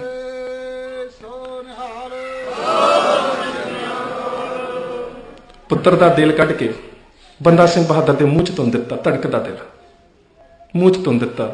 ਫਰਕ ਸਿਰ ਕਹਿੰਦਾ ਹੁਣ ਸੁਣਾ ਕਿਵੇਂ ਹੈ? ਕਹਿੰਦਾ ਫਰਕ ਸਿਰ ਫਿਰ ਕੀ ਹੋਇਆ? ਠਾਲ ਦਿੱਤਾ, ਫਿਰ ਕੀ ਹੋਇਆ? ਜੇਤੂ ਤਾਂ ਮੈਂ ਹੀ ਆ। ਸਿਰ ਕੱਟ ਕੇ ਬੱਚੇ ਦਾ ਗੋਦ ਦੇ ਵਿੱਚ ਰੱਖ ਦਿੱਤਾ, ਬੁੱਕ ਦੇ ਵਿੱਚ ਖੂਨ ਲੈ ਕੇ ਹਾਜੀ ਕਾਮਵਾਰ ਖਾਨ ਨੇ ਬੰਦਾ ਸਿੰਘ ਬਹਾਦਰ ਦੇ ਮੂੰਹ ਤੇ ਮਲ ਦਿੱਤਾ। ਫਰਕ ਸਿਰ ਕਹਿੰਦਾ ਹੁਣ ਦੱਸ ਕਿਵੇਂ ਲੱਗ ਰਿਹਾ? ਕਹਿੰਦਾ ਬੰਦਾ ਸਿੰਘ ਬਹਾਦਰ ਫਰਕ ਸਿਰ ਨੂੰ ਕਹਿੰਦਾ ਫਰਕ ਸਿਰ ਇੱਕ ਕਰਜ਼ਾ ਰਹਿ ਗਿਆ ਸੀ, ਤੂੰ ਉਹ ਵੀ ਲਾਹ ਦਿੱਤਰਾਂ ਦੇ ਸਿਰ ਪਾਏ ਸੀ। ਅੱਜ ਮੈਂ ਆਪਣੇ ਮਾਸੂਮ ਪੁੱਤਰ ਦਾ ਸਿਰ ਆਪਣੀ ਗੋਦ 'ਚ ਲੈ ਕੇ ਗੁਰੂ ਦੀ ਗੋਦ 'ਚ ਜਾ ਰਿਹਾ। ਇਹ ਸੀ ਜੰਗ ਦਾ ਨਿਸ਼ਾਨਾ। ਸ਼ਹਾਦਤ ਪ੍ਰਾਪਤ ਕੀਤੀ, ਪਰ ਜੰਗ ਦੇ ਨਿਸ਼ਾਨੇ ਵਿੱਚ ਫਤਿਹ ਪ੍ਰਾਪਤ ਕੀਤੀ। ਉਸ ਤੋਂ ਬਾਅਦ ਆ ਜਾਂਦੀ ਸਾਰਾਗੜੀ। 21 ਸਿਪਾਹੀਆਂ ਨੂੰ ਲੌਕਹਾਰਟ ਦੀਆਂ ਪਹਾੜੀਆਂ ਦੇ ਵਿੱਚ ਅੰਗਰੇਜ਼ਾਂ ਵੱਲੋਂ ਕਿਹਾ ਜਾ ਰਿਹਾ ਹੈ ਕਿ ਤੁਸੀਂ ਪਹਾੜੀ ਖਾਲੀ ਕਰਕੇ ਆ ਜਾਵੋ, ਪਰ ਹੌਲਦਾਰ ਈਸ਼ਰ ਸਿੰਘ ਤੇ ਦੇਵਾ ਸਿੰਘ ਦਾ ਜਵਾਬ ਹੈ ਆਪਣੇ ਅਫਸਰਾਂ, ਅਸੀਂ ਮਰਨ ਤੱਕ ਇਸ ਗੜੀ ਦੀ ਰੱਖਿਆ ਕਰਨੀ ਹੈ, ਕਿਉਂਕਿ ਸਾਡਾ ਨਿਸ਼ਾਨਾ ਰੱਖਿਆ ਹੈ। ਜਿਉਂਦੇ ਜੀ ਅਸੀਂ ਇਸ ਗੜੀ ਦੇ ਉੱਪਰ ਇਹਨਾਂ ਕਬਾਲੀ ਲੋਕਾਂ ਨੂੰ ਪੈਰ ਨਹੀਂ ਧਰਨ ਦੇਵਾਂਗੇ। ਇਹ ਸਾਡਾ ਨਿਸ਼ਾਨਾ ਹੈ, ਅਸੀਂ ਮੌਤ ਤੱਕ ਲੜਾਂਗੇ। ਤੇ ਉਹ 21 ਸਿੱਖ ਮੌਤ ਤੱਕ ਲੜੇ, ਜਿਹੜੇ ਫਰਾਂਸ ਦੀ ਟੈਕਸਟ ਬੁੱਕ ਦੇ ਵਿੱਚ ਵੀ ਸਾਰਾਗੜੀ ਦਾ ਸਾਕਾ ਪੜਾਇਆ ਜਾਂਦਾ ਹੈ। ਉਸ ਤੋਂ ਬਾਅਦ ਚੌਥੀ ਘਟਨਾ ਇਤਿਹਾਸ ਦੇ ਵਿੱਚ ਵਾਪਰਦੀ ਹੈ, ਸ੍ਰੀ ਅਕਾਲ ਤਖਤ ਸਾਹਿਬ ਦੀ ਘਟਨਾ। ਇਹ 'ਚ ਨਿਸ਼ਾਨਾ ਕੀ ਹੈ? ਤਕਰੀਰਾਂ ਨੂੰ ਸੁਣਿਆ ਹੋਵੇ, ਉਹਨਾਂ ਤਕਰੀਰਾਂ ਦੇ ਵਿੱਚ ਇੱਕ ਤਕਰੀਰ ਹੈ ਕਿ ਖਾਲਸਾ ਜੀ ਮੈਨੂੰ ਪਤਾ ਹੈ ਫੌਜ ਮੈਨੂੰ ਫੜਨ ਵਾਸਤੇ ਆਵੇਗੀ, ਪੁਲਿਸ ਮੈਨੂੰ ਗ੍ਰਿਫਤਾਰ ਕਰਨ ਲਈ ਆਵੇਗੀ, ਕਿ ਉਹ ਚਾਹੁੰਦੇ ਨੇ ਕਿ ਭਿੰਡਰਾਂਵਾਲੇ ਨੂੰ ਚੁੱਕ ਕੇ ਲਿਆਂਦਾ ਜਾਵੇ। ਪਰ ਖਾਲਸਾ ਜੀਓ, ਮੈਂ ਤੁਹਾਡੇ ਨਾਲ ਪ੍ਰਣ ਕਰਦਾ ਹਾਂ, ਨਾ ਤਾਂ ਮੈਂ ਆਪ ਸਮਰਪਣ ਕਰਾਂਗਾ ਤੇ ਨਾ ਪੁਲਿਸ ਹੀ ਮੈਨੂੰ ਜੀਂਦੇ ਨੂੰ। ਸੰਤ ਜਰਨੈਲ ਸਿੰਘ ਖਾਲਸਾ ਮੌਤ ਤੱਕ ਲੜੇ ਨੇ, ਉਸ ਸ਼ਹਾਦਤ ਨੂੰ ਪ੍ਰਾਪਤ ਕੀਤਾ। ਇਸੇ ਕਰਕੇ ਇਹਨਾਂ ਚੌਹਾਂ ਹੀ ਗੜੀਆਂ ਦੇ ਵਿੱਚ ਬੇਸ਼ੱਕ ਗੜੀ ਤੇ ਕਾਬਜ ਸਰਕਾਰ ਹੋਈ ਹੈ, ਬੇਸ਼ੱਕ ਗੜੀਆਂ ਦਾ ਨੁਕਸਾਨ ਹੋਇਆ ਹੈ, ਬੇਸ਼ੱਕ ਧਰਮ ਸਥਾਨ ਢਾਏ ਗਏ ਨੇ, ਪਰ ਜੰਗ ਦੇ ਸਿਧਾਂਤਕ ਤੌਰ ਤੇ ਜੇਤੂ ਅਸੀਂ ਨਿਕਲੇ ਹਾਂ, ਕਿਉਂਕਿ ਅਸੀਂ ਸਰਕਾਰੀ ਨਿਸ਼ਾਨੇ ਨੂੰ ਨਹੀਂ ਬਲਕਿ ਆਪਣੇ ਜਿਹੜੇ ਨਿਸ਼ਾਨੇ ਤੈਅ ਕੀਤੇ ਸੀ ਸ਼ਹਾਦਤ ਪ੍ਰਾਪਤ ਕਰਨੀ। ਸਾਰਾਗੜੀ ਦਾ ਨਿਸ਼ਾਨਾ ਅੰਤ ਤੀਕ ਲੜਨਾ, ਤੇ ਅਕਾਲ ਤਖਤ ਸਾਹਿਬ ਤੇ ਸੰਤ ਜਰਨੈਲ ਸਿੰਘ ਖਾਲਸਾ ਦਾ ਨਿਸ਼ਾਨਾ ਕਿ ਕੌਮ ਦੇ ਵਿੱਚ ਚੇਤਨਾ ਪ੍ਰਗਟ ਕਰਨ ਵਾਸਤੇ ਸ੍ਰੀ ਅਕਾਲ ਤਖਤ ਸਾਹਿਬ ਤੇ ਸ਼ਹਾਦਤ ਦੇਣੀ। ਅਸੀਂ ਇਹਨਾਂ ਚੌਵੇਂ ਨਿਸ਼ਾਨਿਆਂ ਦੀ ਪੂਰਤੀ ਕੀਤੀ ਹੈ। ਇਸ ਕਰਕੇ ਅਸੀਂ ਇਹਨਾਂ ਜੰਗਾਂ ਦੇ ਜੇਤੂ ਜਰਨੈਲ ਹਾਂ, ਕਿਉਂਕਿ ਅਸੀਂ ਇਹਨਾਂ ਸਾਰੀਆਂ ਲੜਾਈਆਂ ਨੂੰ ਆਪਣੇ ਇਤਿਹਾਸਕ ਪਰਿਪੇਖ ਦੇ ਵਿੱਚ ਵੇਖਣਾ ਹੈ। ਉਸ ਤੋਂ ਬਾਅਦ ਸਿੰਘ ਮਹਾਰਾਜ ਨੇ ਬੰਦਾ ਸਿੰਘ ਬਹਾਦਰ ਨੂੰ ਸਾਹਿਬਜ਼ਾਦਿਆਂ ਦਾ ਬਦਲਾ ਲੈਣ ਵਾਸਤੇ ਭੇਜਿਆ। ਬਿਲਕੁਲ ਬਦਲਾ ਲੈਣਾ ਸਾਡੀ ਪ੍ਰਕਿਰਿਆ ਨੇ, ਕਿਤੇ ਵੀ ਸਾਡੇ ਧਰਮ 'ਚ ਇਹ ਗੱਲ ਨਹੀਂ ਆਉਂਦੀ। ਬਦਲਾ ਕੀ ਹੁੰਦਾ? ਸਾਨੂੰ ਬਦਲੇ ਨੂੰ ਤੇ ਕਰਨੀ ਦੇ ਫਲ ਨੂੰ ਵੇਖਣਾ ਪਏਗਾ, ਕਿਉਂਕਿ ਜੂਨ 84 ਤੋਂ ਬਾਅਦ ਅਸੀਂ ਅਕਸਰ ਸਟੇਜਾਂ ਤੇ ਕਹਿ ਦਿੰਦੇ ਹਾਂ ਕਿ ਅਸੀਂ ਹਰਿਮੰਦਰ ਸਾਹਿਬ ਦਾ ਬਦਲਾ ਇੰਦਰਾ ਗਾਂਧੀ ਨੂੰ ਕਤਲ ਕਰਕੇ ਲਿਆ। ਇਤਿਹਾਸਕ ਪਿਛੋਕੜ ਦੇ ਵਿੱਚ ਘਟਨਾ ਦਾ ਜਿਹੜਾ ਮੁਲਾਂਕਣ ਹੈ ਉਹ ਕਰਨਾ ਹੈ, ਇਤਿਹਾਸ ਦੀ ਰੋਸ਼ਨੀ ਦੇ ਵਿੱਚ ਹੀ ਸਾਨੂੰ ਕਰਨਾ ਪਵੇਗਾ। ਜਦੋਂ ਗੁਰੂ ਗੋਬਿੰਦ ਸਿੰਘ ਮਹਾਰਾਜ ਬੰਦਾ ਸਿੰਘ ਬਹਾਦਰ ਨੂੰ ਤੋਰਦੇ ਨੇ, ਪੰਜਾਬ ਵੱਲ ਤਾਂ ਕੇਵਲ ਨਿਸ਼ਾਨਾ ਸਾਹਿਬਜ਼ਾਦਿਆਂ ਦਾ ਬਦਲਾ ਨਹੀਂ ਹੈ, ਨਿਸ਼ਾਨਾ ਹੈ ਜ਼ੁਲਮ ਦੇ ਰਾਜ ਨੂੰ ਖਤਮ ਕਰਕੇ ਹਲੇਮੀ ਰਾਜ ਦੀ ਸਥਾਪਨਾ, ਸਿੱਖ ਹੋਮਲੈਂਡ ਦੀ ਸਥਾਪਨਾ। ਨਿਸ਼ਾਨਾ ਇਹ ਹੈ। ਜੇਕਰ ਕੇਵਲ ਤੇ ਜਾ ਚੁੱਕੀ ਸੀ, ਸਡੌਰਾ ਵੀ ਫਤਿਹ ਕੀਤਾ ਜਾ ਚੁੱਕਾ ਸੀ, ਸਮਾਣਾ ਵੀ ਫਤਿਹ ਕੀਤਾ ਜਾ ਚੁੱਕਾ ਸੀ, ਲੋਹਗੜ੍ਹ ਰਾਜਧਾਨੀ ਬਣਾਈ ਜਾ ਚੁੱਕੀ ਸੀ, ਇਸ ਤੋਂ ਇਲਾਵਾ ਹੋਰ ਵੀ ਜਿੱਥੇ ਜਿੱਥੇ ਸਿੰਘਾਂ ਦੇ ਉੱਪਰ ਜ਼ੁਲਮ ਕੀਤੇ ਸੀ ਲੋਕਾਂ ਨੇ, ਉਹਨਾਂ ਨੂੰ ਸੋਧੇ ਲਾਏ ਜਾ ਚੁੱਕੇ ਸੀ। 1716 ਤੱਕ ਸੰਘਰਸ਼ ਕਰਨ ਦੀ ਕੋਈ ਲੋੜ ਨਹੀਂ ਸੀ। ਪਰ ਨਿਸ਼ਾਨਾ ਗੁਰੂ ਗੋਬਿੰਦ ਸਿੰਘ ਨੇ ਕੀ ਮਿੱਥਿਆ ਸੀ? ਬਦਲੇ ਦੀ ਡੈਫੀਨੇਸ਼ਨ ਸਾਡੇ ਧਰਮ 'ਚ ਕੀ ਹੈ? ਗੁਰੂ ਗੋਬਿੰਦ ਸਿੰਘ ਮਹਾਰਾਜ ਨੇ ਜੋ ਬੰਦਾ ਸਿੰਘ ਬਹਾਦਰ ਨੂੰ ਇੰਸਟਰਕਸ਼ਨ ਦਿੰਦਾ, ਮਾਰ ਤੁਕੇ ਕਰ ਖੁਆਰ ਵਜ਼ੀਦੇ ਦੇਹੋਂ ਉਜਾੜ ਲਟੇਹੋਂ ਸਰਹੰਦਾ। ਬਦਲਾ ਲੈਣਾ ਹੈ, ਪਰ ਬਦਲੇ ਲੈਣ ਦੇ ਵਿੱਚ ਸਿੱਖ ਸੰਕਲਪ ਨੂੰ ਇੰਨਾ ਸਹੀ ਰੱਖਣਾ ਹੈ ਕਿ ਮਾਰ ਤੁਕੇ ਕਰ ਖੁਆਰ ਵਜ਼ੀਦੇ, ਵਜ਼ੀਦ ਖਾਨ ਨੂੰ ਖਤਮ ਕਰਨਾ ਹੈ, ਕਿਉਂਕਿ ਸਾਹਿਬਜ਼ਾਦਿਆਂ ਦੇ ਦੋਸਤੀ ਹੈ, ਹੋਰ ਕਿਸੇ ਇਸਲਾਮ ਦੇ ਧਾਰਨੀ ਨੂੰ ਖਤਮ ਨਹੀਂ ਕਰਨਾ, ਕਿਸੇ ਦੇ ਧਰਮ ਸਥਾਨ ਨੂੰ ਨਹੀਂ ਢਾਉਣਾ। ਸਰਹੰਦ ਨੂੰ ਸਾਰੀ ਨੂੰ ਉਜਾੜ ਦਿੱਤਾ ਹੈ, ਪਰ ਖਿਆਲ ਕਰਿਓ ਸਮਾਣੇ ਦੇ ਵਿੱਚ ਕੋਈ ਮਕਬਰਾ ਨਹੀਂ ਤੋੜਿਆ ਗਿਆ। ਸਡੌਰੇ ਦੇ ਵਿੱਚ ਬੇਸ਼ੱਕ ਇੱਕ ਮਕਬਰਾ ਤੋੜਿਆ ਗਿਆ ਹੈ ਕੁਤਬੁਲ ਇਕਤਾਬ ਦਾ, ਪਰ ਉਹ ਵੀ ਸਿੱਖ ਫੌਜਾਂ ਨੇ ਨਹੀਂ ਤੋੜਿਆ, ਉੱਥੋਂ ਦੇ ਹਿੰਦੂ ਜਿਹੜੇ ਉਸ ਰਾਜੇ ਤੋਂ ਦੁਖੀ ਸੀ ਉਹਨਾਂ ਨੇ ਤੋੜਿਆ। ਇਤਿਹਾਸ ਇਸ ਗੱਲ ਦਾ ਗਵਾਹ ਹੈ। ਡਾਕਟਰ ਗੰਡਾ ਸਿੰਘ ਦੀ ਕਿਤਾਬ ਬੰਦਾ ਸਿੰਘ ਬਹਾਦਰ ਨੂੰ ਪੜ੍ਹ ਕੇ ਵੇਖਿਓ। ਸੋ ਉੱਥੇ ਸਾਡੀ ਬਦਲਾ ਲੈਣ ਦਾ ਜਿਹੜਾ ਪ੍ਰਕਰਨ ਹੈ ਉਹ ਕਰਨੀ ਦਾ ਫਲ ਹੈ। ਅਸੀਂ ਬਦਲਾ ਲੈਣ ਵਿੱਚ ਬਦਲੇ ਦਾ ਜਿਹੜੀ ਡੈਫੀਨੇਸ਼ਨ ਉਹ ਹੈ ਕਿ ਜਿਸ ਨੇ ਜ਼ੁਲਮ ਕੀਤਾ ਹੈ ਉਸ ਦੋਸ਼ੀ ਨੂੰ ਫਲ ਦਿੱਤਾ ਜਾਵੇ। ਸੋ ਜਿਸ ਵੇਲੇ ਇੰਦਰਾ ਗਾਂਧੀ ਨੂੰ ਕਰਨੀ ਦਾ ਫਲ ਦਿੱਤਾ ਗਿਆ ਤੇ ਇਹਦੇ ਵਿੱਚ ਭਾਈ ਬੇਅੰਤ ਸਿੰਘ ਤੇ ਸਤਵੰਤ ਸਿੰਘ ਦੀ ਜਿਹੜੀ ਸ਼ਹਾਦਤ ਹੈ ਉਹ ਕੌਮੀ ਵਿਚਾਰਧਾਰਾ ਵਿੱਚ ਸ਼ਹਾਦਤ ਦਾ ਸਿਖਰ ਕਿਉਂ ਹੈ? ਅਗਲੀ ਗੱਲ ਤੇ ਆ ਜਾਂਦੇ ਅਸੀਂ, ਉਹ ਸਿਖਰ ਕਿਉਂ ਹੈ? ਗੁਰਮਤ ਜੀਵਨ ਜਾਂਚ ਦੇ ਵਿੱਚ ਜਿਹੜਾ ਸ਼ਹਾਦਤ ਦਾ ਵਿੱਚ ਹੈ ਕਿ ਜਿਹੜਾ ਮਨੁੱਖ ਆਪਣੀ ਜ਼ਿੰਦਗੀ ਜਿਉਣ ਦਾ ਦਰਵਾਜ਼ਾ ਬੰਦ ਕਰਕੇ ਧਰਮ ਦੇ ਵਾਸਤੇ ਮੌਤ ਦੇ ਦਰਵਾਜ਼ੇ ਨੂੰ ਕਬੂਲ ਕਰਦਾ ਉਹ ਸ਼ਹੀਦ ਹੈ। ਸ਼ਹੀਦ ਸ਼ਬਦ ਬੇਸ਼ੱਕ ਇਸਲਾਮੀ ਭਾਸ਼ਾ ਚੋਂ ਆਇਆ। ਗੁਰੂ ਗ੍ਰੰਥ ਸਾਹਿਬ ਮਹਾਰਾਜ ਤੋਂ ਪਹਿਲਾਂ ਹਿੰਦੁਸਤਾਨ ਦੀ ਧਰਤੀ ਦੇ ਉੱਪਰ ਜਿੰਨੇ ਵੀ ਵੇਦ, ਕਤੇਬ, ਉਪਨਿਸ਼ਦ, ਪੁਰਾਣ, ਮਨੂ ਸਿਮਰਤੀ ਤੇ ਹੋਰ ਕਈ ਸਿਮਰਤੀਆਂ ਜਿੰਨੇ ਵੀ ਇਸ ਦੇ ਵਿੱਚ ਸ਼ਹੀਦ ਸ਼ਬਦ ਹੈ, ਗੁਰੂ ਗੋਬਿੰਦ ਸਿੰਘ ਮਹਾਰਾਜ ਗੁਰੂ ਗ੍ਰੰਥ ਸਾਹਿਬ ਮਹਾਰਾਜ ਦੇ ਵਿੱਚ 2 ਵਾਰ ਸ਼ਹੀਦ ਸ਼ਬਦ ਆਇਆ। ਆਸਾ ਰਾਗ ਦੇ ਵਿੱਚ ਪੀਰ ਪੈਗੰਬਰ ਸਾਲਕ ਸਾਧਕ ਸੌਦੇ ਔਰ ਸ਼ਹੀਦ, ਦੂਜੀ ਵਾਰੀ ਤਲੰਗ ਰਾਗ ਦੇ ਵਿੱਚ ਭਗਤ ਰਵਿਦਾਸ ਜੀ ਲਿਖਦੇ ਨੇ ਈਤ ਬਗਰੀਤ ਜਾ ਕੇ ਕੁੱਲ ਵਿਖੇ ਗੌਰੇ ਬੱਧ ਕਰੇ ਮਾਨੀਏ ਸ਼ੇਖ ਸ਼ਹੀਦ ਪੀਰਾ, 2 ਵਾਰੀ ਆਇਆ, ਦੋਵੇਂ ਵਾਰੀ ਇਸਲਾਮੀ ਪਰੰਪਰਾ ਦੇ ਰੂਪ ਦੇ ਵਿੱਚ। ਪਰ ਇਸਲਾਮ ਨੇ ਸ਼ਹੀਦ ਸ਼ਬਦ ਨੂੰ ਜਨਮ ਦਿੱਤਾ ਹੈ। ਇਸਲਾਮ ਦੇ ਧਾਰਨੀ ਕਦੀ ਇਹ ਨਹੀਂ ਕਹਿੰਦੇ ਮੁਹੰਮਦ ਸਾਹਿਬ ਦਾ ਦੰਦ ਟੁੱਟਾ ਸੀ, ਉਹ ਕਹਿੰਦੇ ਵਾਰਿਸ ਨਬੀ ਦਾ ਦੰਦ ਸ਼ਹੀਦ ਹੋਇਆ, ਉਹ ਟੁੱਟੇ ਦੰਦ ਨੂੰ ਸ਼ਹੀਦ ਲਿਖਦੇ ਨੇ। ਪਰ ਗੁਰਮਤ ਜੀਵਨ ਜਾਤ ਦੇ ਵਿੱਚ ਸ਼ਹੀਦੀ ਦੀ ਡੈਫੀਨੇਸ਼ਨ ਇੰਨੀ ਉੱਚੀ ਹੈ कि सिख अपनी धर्म स्थानां दी, अपने अकीदे दी, अपनी विचारधारा की रखिया के वास्ते मैदाने जंग के जो सिर तली ते लैके आउंदा है, वो मैदान को हस के मौत को कबूल करे। ये साडी शहीदी का पैरामीटर है। हुण बेअंत सिंह हुणां नूं पता है कि देश की प्रधानमंत्री नूं खत्म करन तो बाद सानूं शहीदी का जाम पीना पैना है। उन्होंने फिर भी ये कार्रवाई की है क्योंकि वो शहादत के संकल्प नूं समझते हैं कि जेकर कौम की इस दस्तार नूं दोबारा सिर ते रखना है तो सानूं कुर्बानी देनी पवेगी। उन्होंने सूरमे नूं किन्ना चिंतन करना पिया होवेगा, जिहदे सामने कौम का पिछोकड़ पिया है कि मेरे तख्ते अकाल नूं, मेरे हरमंदर साहब नूं, गुरु घर आए श्रद्धालुआं नूं इस तरह कोह के मार दिता गया। ਉਹਦੀ कौम का पिछोकड़ ਉਹਦੇ चिंतन ਦੇ ਵਿੱਚ ਉਹਦੇ सामने कौम का भविख भी पिया है कि जेकर मैं ये कार्रवाई ना की गई तो ਜਿਹੜਾ पंजाब ਦੇ ਵਿੱਚ बचपन बचिया है ਇਹਨੂੰ भी कुछ दिनों बाद खत्म किया जाएगा। सोचता है कि मैं अपने शरीर का ठीकरा भन देवां, मेरी कौम के पिछोकड़ की डिग्गी पग मेरी कौम के सिर ते होवे ते मैं अपनी कौम के भविख नूं जिंदगी दे सकां। ये शहादत का एक सिखर है। इस गल नूं सानूं समझना पवेगा। भाई बेअंत सिंह हुणां दी शहादत हुंदी है, उस तो बाद दिल्ली दे विच जो कुछ वापरदा है जिस नूं असीं नस्लकुशी का नाम दिंदे हां। इस नस्लकुशी है क्यों? क्योंकि अजे तक दुनिया के इतिहास के विच चाहे यहूदियों का कतलेआम होया है, इन्हां दे उपर इस तरह के घल्लूघारे वापरे ने, पर सच जाणिओ जिस तरह की जांच की प्रक्रिया सिखां की नस्लकुशी च वापरी है कदी दुनिया के इतिहास के विच नहीं वापरी। तुसीं हैरान होवोगे कि 86 तो लैके हुण तक 11 कमिशन नानावती कमिशन की रिपोर्ट आई। सिखां ने सोचा शायद कुछ दोषियों को सज़ा मिलेगी, अजे तक कोई सज़ा नहीं मिली।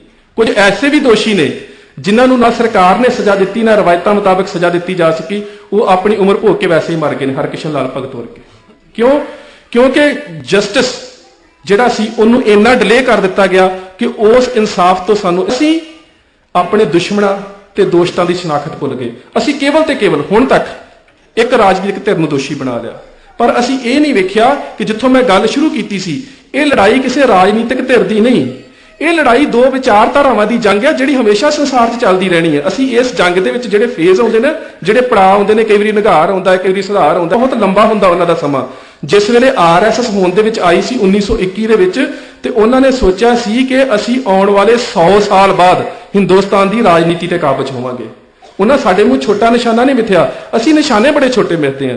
असीं चाहुंदे हां कि राज भी मेरे हुंदिआं लिया बन जावे ते राष्ट्रपति भी मैं बन जावां, राज ना भी मिले असीं राष्ट्रपति के नां ते पहलां ही अपने आप नूं ला लिया। उन्हें निशाना किन्ना लम्मा मिथ्या। सो पहली गल है कि कौम के वास्ते स्थिरता के नाल सानूं एक निशाना जिहड़ा है वो मिथना पवेगा। उस तो बाद दुश्मनां ते दोस्तां की शनाख्त, विचारधारा जदों जंग चलती है तो सानूं लड़ाई के अपने बड़े संघर्ष के जिहड़े पड़ाव ने वो बदलने पैंदे ने। तुहानूं याद होवेगा कि कुछ साल पहला कांग्रेस के उस समय दौरान इहो जिहियां FIR का रिकॉर्ड पिया है जिहदे विच 79 BJP ते RS ते शिव सेना के लीडरां के एड्रैस ने जिन्हां ने सिखां नूं कतल कीता। सानूं इत्थे वेखना पवेगा कि जिहड़ा नानावती कमीशन कायम किया गया वो BJP के समय किया गया। उसकी निर्धारित सीमा सी कि उसने 12 महीने तो लैके 18 महीने दे विच अपनी रिपोर्ट देनी है।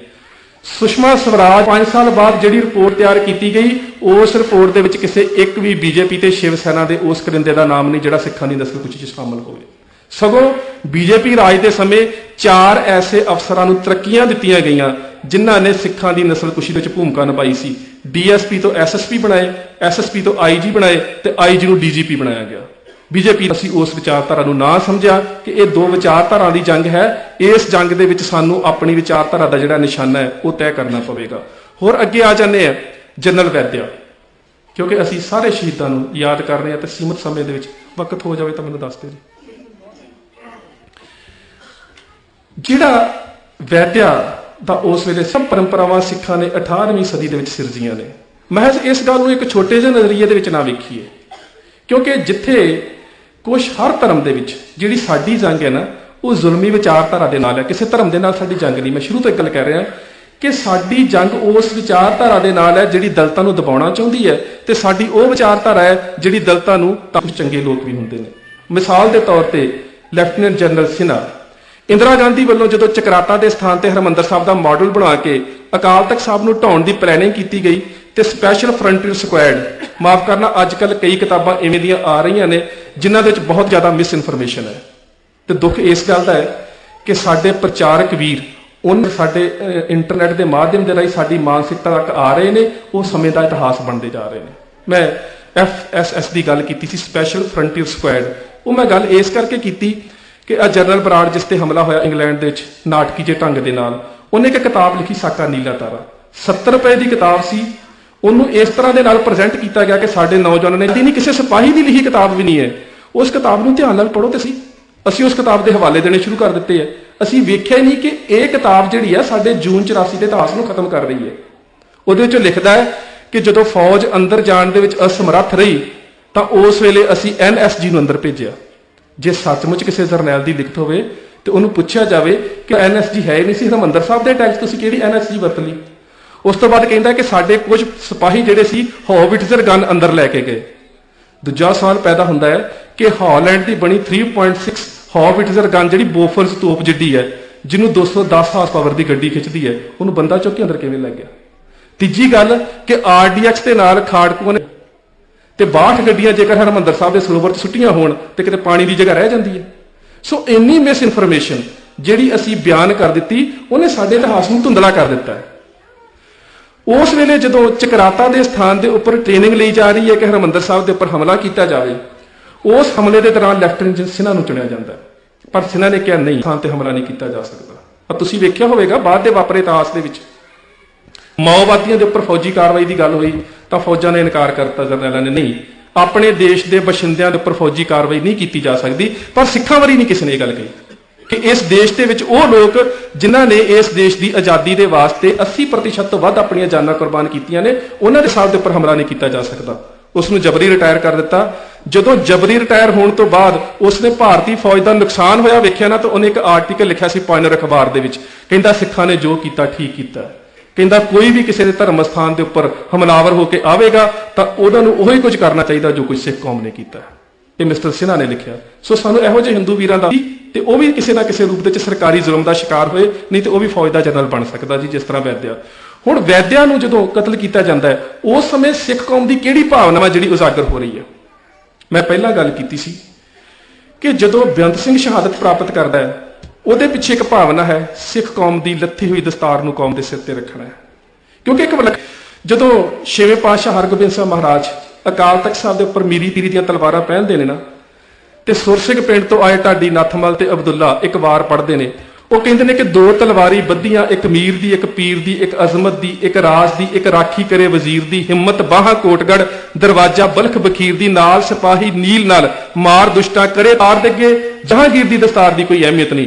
हुण जे सोचिए कि जहांगीर दी दस्तार का कपड़ा थोड़ा माड़ा होवेगा, जां जहांगीर हिंदुस्तान का बादशाह उहदी पग दे विच हीरे मोती जां जौहर नहीं जड़े होणगे। गल यह है कि गुरु की दस्तार के पिछे किरदार खड़ा है ते जहांगीर की दस्तार के पिछे किरदार कशी खड़ी है। उत्थे आचरण नहीं है, इस दस्तार के पिछे आचरण है। हुण उस दस्तार का किरदार किवें दा है, वो जनरल वैद्या नूं सोधा लाउण समय भाई सुखा ते भाई जिंदा दर्शाउंदे ने। किरदार किवें दा है, जनरल वैद्या निशाना है, बदला नहीं लेना, करनी का फल चुकाउणा है। जदों उसनूं सोधा लाउण लगदे ने, उसकी पत्नी भानुमती वैद्या उहदे उपर आ डिगदी है। हुण एक समस्या है सामने, भानुमती साडी दोषी नहीं, ਉਹਦਾ कोई दोष नहीं, जरनैल की पत्नी जरूर है। साडी कौमीयत के मत्थे ते एक कलंक लग जाता है। वह कलंक जिहड़ा बंदा सिंह बहादुर ने कहा सी ना कि जिस गुरु कोल खंडे बाटे की पाहुल लई है, असीं मजलूम ते मसलूम ते हत्थे ते वार नहीं करते, बीबी ते वार नहीं करना, साडा धार्मिक अखलाक सी। जेकर दोषी हुंदी इंदिरा गांधी दे वांगू फिर करनी का फल देना सी, ਉਹਦਾ दोष कोई नहीं। उस वेले ਉਹਦੀ ਲੱਤ ਦੇ ਵਿੱਚ ਇੱਕ गोली मारी जाती है, वो लांभे डिगदी है तो वैद्या ਨੂੰ कतल किया जाता है। दुश्मन की पत्नी चिट्ठी लिखी जा रही है जेल के विचों भाई सुखे ते भाई जिंदे वालों वैद्या की पत्नी नूं, साडी ये भैणे साडा तेरे नाल कोई मजहबी वैर नहीं, साडा निशाना तेरा पति सी जिन्हें साडे धर्म की बेअदबी की है, जिन्हें साडे तखत नूं ढाया, तू साडे निशाने दे विच राज आ रही सी, इस करके तैनूं जख्मी करके लांभे करना पिया, तेरे ते गोली चलाउणा। जिहड़ा गुरु नानक साहब ने संगला दीप विखे सिरजिया सी, जदों राजे शिवनाब दीआं राणियां गुरु नानक साहब दे इखलाक नूं परखण वास्ते आईयां सी ना, तो उदों गुरु पातशाह ने पता की कहा सी, गाशो पुत्री राजकुमार नाम भणो सच दोत सवार, ए राजकुमार पुत्रियो आओ, पर जिन्ने तुसी कीमती गहणे का शिंगार अपने तन ते करके आईए हो, जेकर ये घटना फिर इतिहास च वापरदी है। 1627 दे विच गुरु हरगोबिंद सच्चे पातशाह श्रीनगर की धरती पर बैठे ने। एक निशात बाग है, एक शालीमार बाग है। शालीमार बाग दे विच औरंग जहांगीर बैठा है, निशात बाग दे विच गुरु हरगोबिंद साहब बैठे ने। ਜਹਾਂਗੀਰ ਦੀ ਬੇਗਮ ਨੂਰ ਜਹਾਂ, ਜਿਸ ਦੇ ਬਾਰੇ ਖੁਲਾਸਾ ਕਿ ਉਹਨੂੰ ਬਣਾਉਣ ਤੋਂ ਬਾਅਦ ਖੁਦਾ ਨੇ ਦੁਬਾਰਾ ਓਨੀ ਸੁੰਦਰ ਔਰਤ ਨਹੀਂ ਬਣਾਈ। ਉਹ ਆਪਣੇ ਪਤੀ ਨੂੰ ਪੁੱਛਦੀ, ਉਹਦਾ ਪਹਿਲਾ ਨਾਮ ਮਿਹਰਨਿਸਾ ਸੀ, ਦੂਸਰਾ ਨਾਮ ਨੂਰ ਜਹਾਂ ਸੀ। ਆਪਣੇ ਪਤੀ ਨੂੰ ਕਹਿੰਦੀ ਹੈ, ਬਾਦਸ਼ਾਹ ਸਲਾਮਤ, ਤੂੰ ਹਿੰਦੁਸਤਾਨ ਦਾ ਬਾਦਸ਼ਾਹ ਹੈ, ਪਰ ਤੇਰੇ ਦਰਬਾਰ ਦੇ ਵਿੱਚ, ਤੇਰੇ ਸ਼ਮਿਆਨੇ ਦੇ ਵਿੱਚ, ਤੇਰੇ ਤੰਬੂ ਦੇ ਵਿੱਚ ਇੰਨੀ ਭੀੜ ਨਹੀਂ ਹੁੰਦੀ ਜਿੰਨੀ ਸਿੱਖਾਂ ਦੇ ਗੁਰੂ ਦੇ ਤੰਬੂ 'ਚ ਭੀੜ ਹੁੰਦੀ। ਕਾਰਨ ਕੀ ਹੈ? ਕਹਿੰਦਾ ਕਿ ਮੈਂ ਦੁਨੀਆ ਦਾ ਬਾਦਸ਼ਾਹ ਹਾਂ। ਜਹਾਂਗੀਰ ਤੋਂ ਇਜਾਜ਼ਤ ਲੈ ਕੇ ਨੂਰ ਜਹਾਂ ਗੁਰੂ ਪਾਤਸ਼ਾਹ ਦੇ ਦਰਬਾਰ ਦੇ ਵਿੱਚ ਗਈ ਹੈ। ਇਤਿਹਾਸਕਾਰ ਲਿਖਦੇ ਨੇ ਕਿ ਜਿਹੜਾ ਉਸਨੇ ਉਸ ਵੇਲੇ ਪਹਿਨਿਆ ਹੋਇਆ ਸੀ ਲਹਿੰਗਾ, ਉਹ ਇੰਨਾ ਕੀਮਤੀ ਸੀ ਕਿ ਉਸ ਲਹਿੰਗੇ ਨੂੰ ਚੁੱਕਣ ਦੇ ਵਾਸਤੇ 22 ਕਨੀਜ਼ ਔਰਤਾਂ, 22 ਨੌਕਰਾਣੀਆਂ ਨਾਲ ਤੁਰ ਰਹੀਆਂ ਸੀ, ਇੰਨਾ ਭਾਰਾ ਸੀ। ਗੁਰੂ ਪਾਤਸ਼ਾਹ ਦੇ ਦਰਬਾਰ ਤੇ ਗਈ। ਪਾਤਸ਼ਾਹ ਨੇ ਨੇਤਰ ਤੇ ਪਾਤਸ਼ਾਹ ਨੇ ਜਵਾਬ ਪਤਾ ਕੀ ਦਿੱਤਾ? ਐਸਾ ਸਾਚ ਸ਼ਿੰਗਾਰ ਕਰ ਪੁੱਤਰੀ ਪਾਏ ਖੁਦਾਏ। ਬੇਟਾ, ਜਿੰਨੇ ਕੀਮਤੀ ਗਹਿਣਿਆਂ ਦਾ, ਅਸਾਫਾਂ ਦਾ ਸ਼ਿੰਗਾਰ ਕਰਕੇ ਤਨ ਤੇ ਮੇਰੇ ਦਰਬਾਰ ਦੇ ਵਿੱਚ ਆਈ ਹੈ, ਜੇ ਕਿਤੇ ਖੁਦਾ ਦੇ ਨਾਮ ਦਾ ਸ਼ਿੰਗਾਰ ਕਰਕੇ ਆਉਂਦੀ ਤੂੰ ਖੁਦਾ ਨੂੰ ਪਾ ਲੈਣਾ ਸੀ। ਚਰਨਾਂ ਤੇ ਡਿੱਗ ਪਈ, ਨੇਤਰਾਂ ਦੇ ਹੰਝੂਆਂ ਦੇ ਨਾਲ ਪਾਤਸ਼ਾਹ ਦੇ ਚਰਨ ਧੋ ਦਿੱਤੇ ਤੇ ਇੱਕ ਸਵਾਲ ਪੁੱਛਿਆ, ਪਾਤਸ਼ਾਹ ਦੀ ਬੇਟੀ, ਖੁਦਾ ਦੀ ਯਾਦ ਦੇ ਵਿੱਚ ਵਿਸਰਦਿਆਂ ਮੈਂ ਹਮੇਸ਼ਾ ਮੌਤ ਨੂੰ ਯਾਦ ਰੱਖਦਾ, ਜਿਸ ਕਰਕੇ ਮੇਰਾ ਕਿਰਦਾਰ ਉੱਚਾ ਹੈ। ਇਹ ਪਾਤਸ਼ਾਹ ਦਾ ਜਵਾਬ। ਔਰ ਇਹ ਗੱਲ ਕੇਵਲ ਗੁਰੂ ਪਾਤਸ਼ਾਹ ਤੱਕ ਸੀਮਤ ਨਹੀਂ। ਦਰਾਏ ਖੈਬਰ, ਪਾਕਿਸਤਾਨ ਤੇ ਅਫਗਾਨਿਸਤਾਨ ਦੀ ਸੀਮਾ ਦੇ ਵਿੱਚ 5 ਦਰੇ ਨੇ, ਦਰਾਏ ਨੂਰ, ਦਰਾਏ ਜ਼ਾਰ, ਦਰਾਏ ਵਾਲ, ਦਰਾ ਦਹੂਦ ਤੇ ਦਰਾਏ ਖੈਬਰ। ਇਹਨਾਂ 5 ਦਰਿਆਂ ਦੇ ਉੱਪਰ ਸਭ ਤੋਂ ਵੱਧ ਉਹਨਾਂ ਦਰਿਆਂ ਦੇ ਉੱਪਰ ਤੇ ਡਰੋਨ ਹਮਲਿਆਂ ਦਾ ਜਿਹੜਾ ਹੈ ਉਹ ਆਸਰਾ ਲੈਣਾ ਪੈ ਰਿਹਾ। ਪਿੱਛੇ ਜੇ ਅਮਰੀਕਾ ਦੀ ਇੱਕ ਅਖਬਾਰ ਦੇ ਵਿੱਚ, ਟਿਟਬਿਟਸ ਅਖਬਾਰ ਦਾ ਨਾਂ ਹੈ, ਉਹਦੇ ਵਿੱਚ ਇੱਕ ਐਡੀਟੋਰੀਅਲ ਆਇਆ ਸੀ ਕਿ ਦੁਨੀਆ ਦਾ ਸਭ ਤੋਂ ਵੱਡਾ ਜਰਨੈਲ ਕਿਹੜਾ ਹੈ। ਕਿਸੇ ਨੇ ਚੰਗੇਜ਼ ਖਾਨ ਨੂੰ ਲਿਖਿਆ, ਕਿਸੇ ਨੇ ਨੈਪੋਲੀਅਨ ਨੂੰ ਲਿਖਿਆ, ਕਿਸੇ ਨੇ ਸਿਕੰਦਰ ਨੂੰ ਲਿਖਿਆ, ਕਿਸੇ ਨੇ ਕਿਸੇ ਦਾ ਨਾਂ ਲਿਆ। ਇਹਨਾਂ ਸਾਰੇ ਜਰਨੈਲਾਂ ਦਾ ਅਧਿਐਨ ਕਰਨ ਤੋਂ ਬਾਅਦ ਉਸ ਅਖਬਾਰ ਦਾ ਐਲ ਕਿਹਾ, ਕਿਸੇ ਨੇ ਨੈਪੋਲੀਅਨ ਨੂੰ ਕਿਹਾ ਹੈ, ਕਿਸੇ ਨੇ ਸਿਕੰਦਰ ਨੂੰ ਕਿਹਾ ਹੈ, ਪਰ ਕਹਿੰਦਾ ਜੇਕਰ ਨਿਰਪੱਖਤਾ ਦੇ ਨਾਲ ਅਧਿਐਨ ਕਰਾਂ ਤਾਂ ਮੈਂ ਦੁਨੀਆ ਦਾ ਸਭ ਤੋਂ ਵੱਡਾ ਜਰਨੈਲ ਹਰੀ ਸਿੰਘ ਨਲੂਏ ਨੂੰ ਮੰਨਦਾ।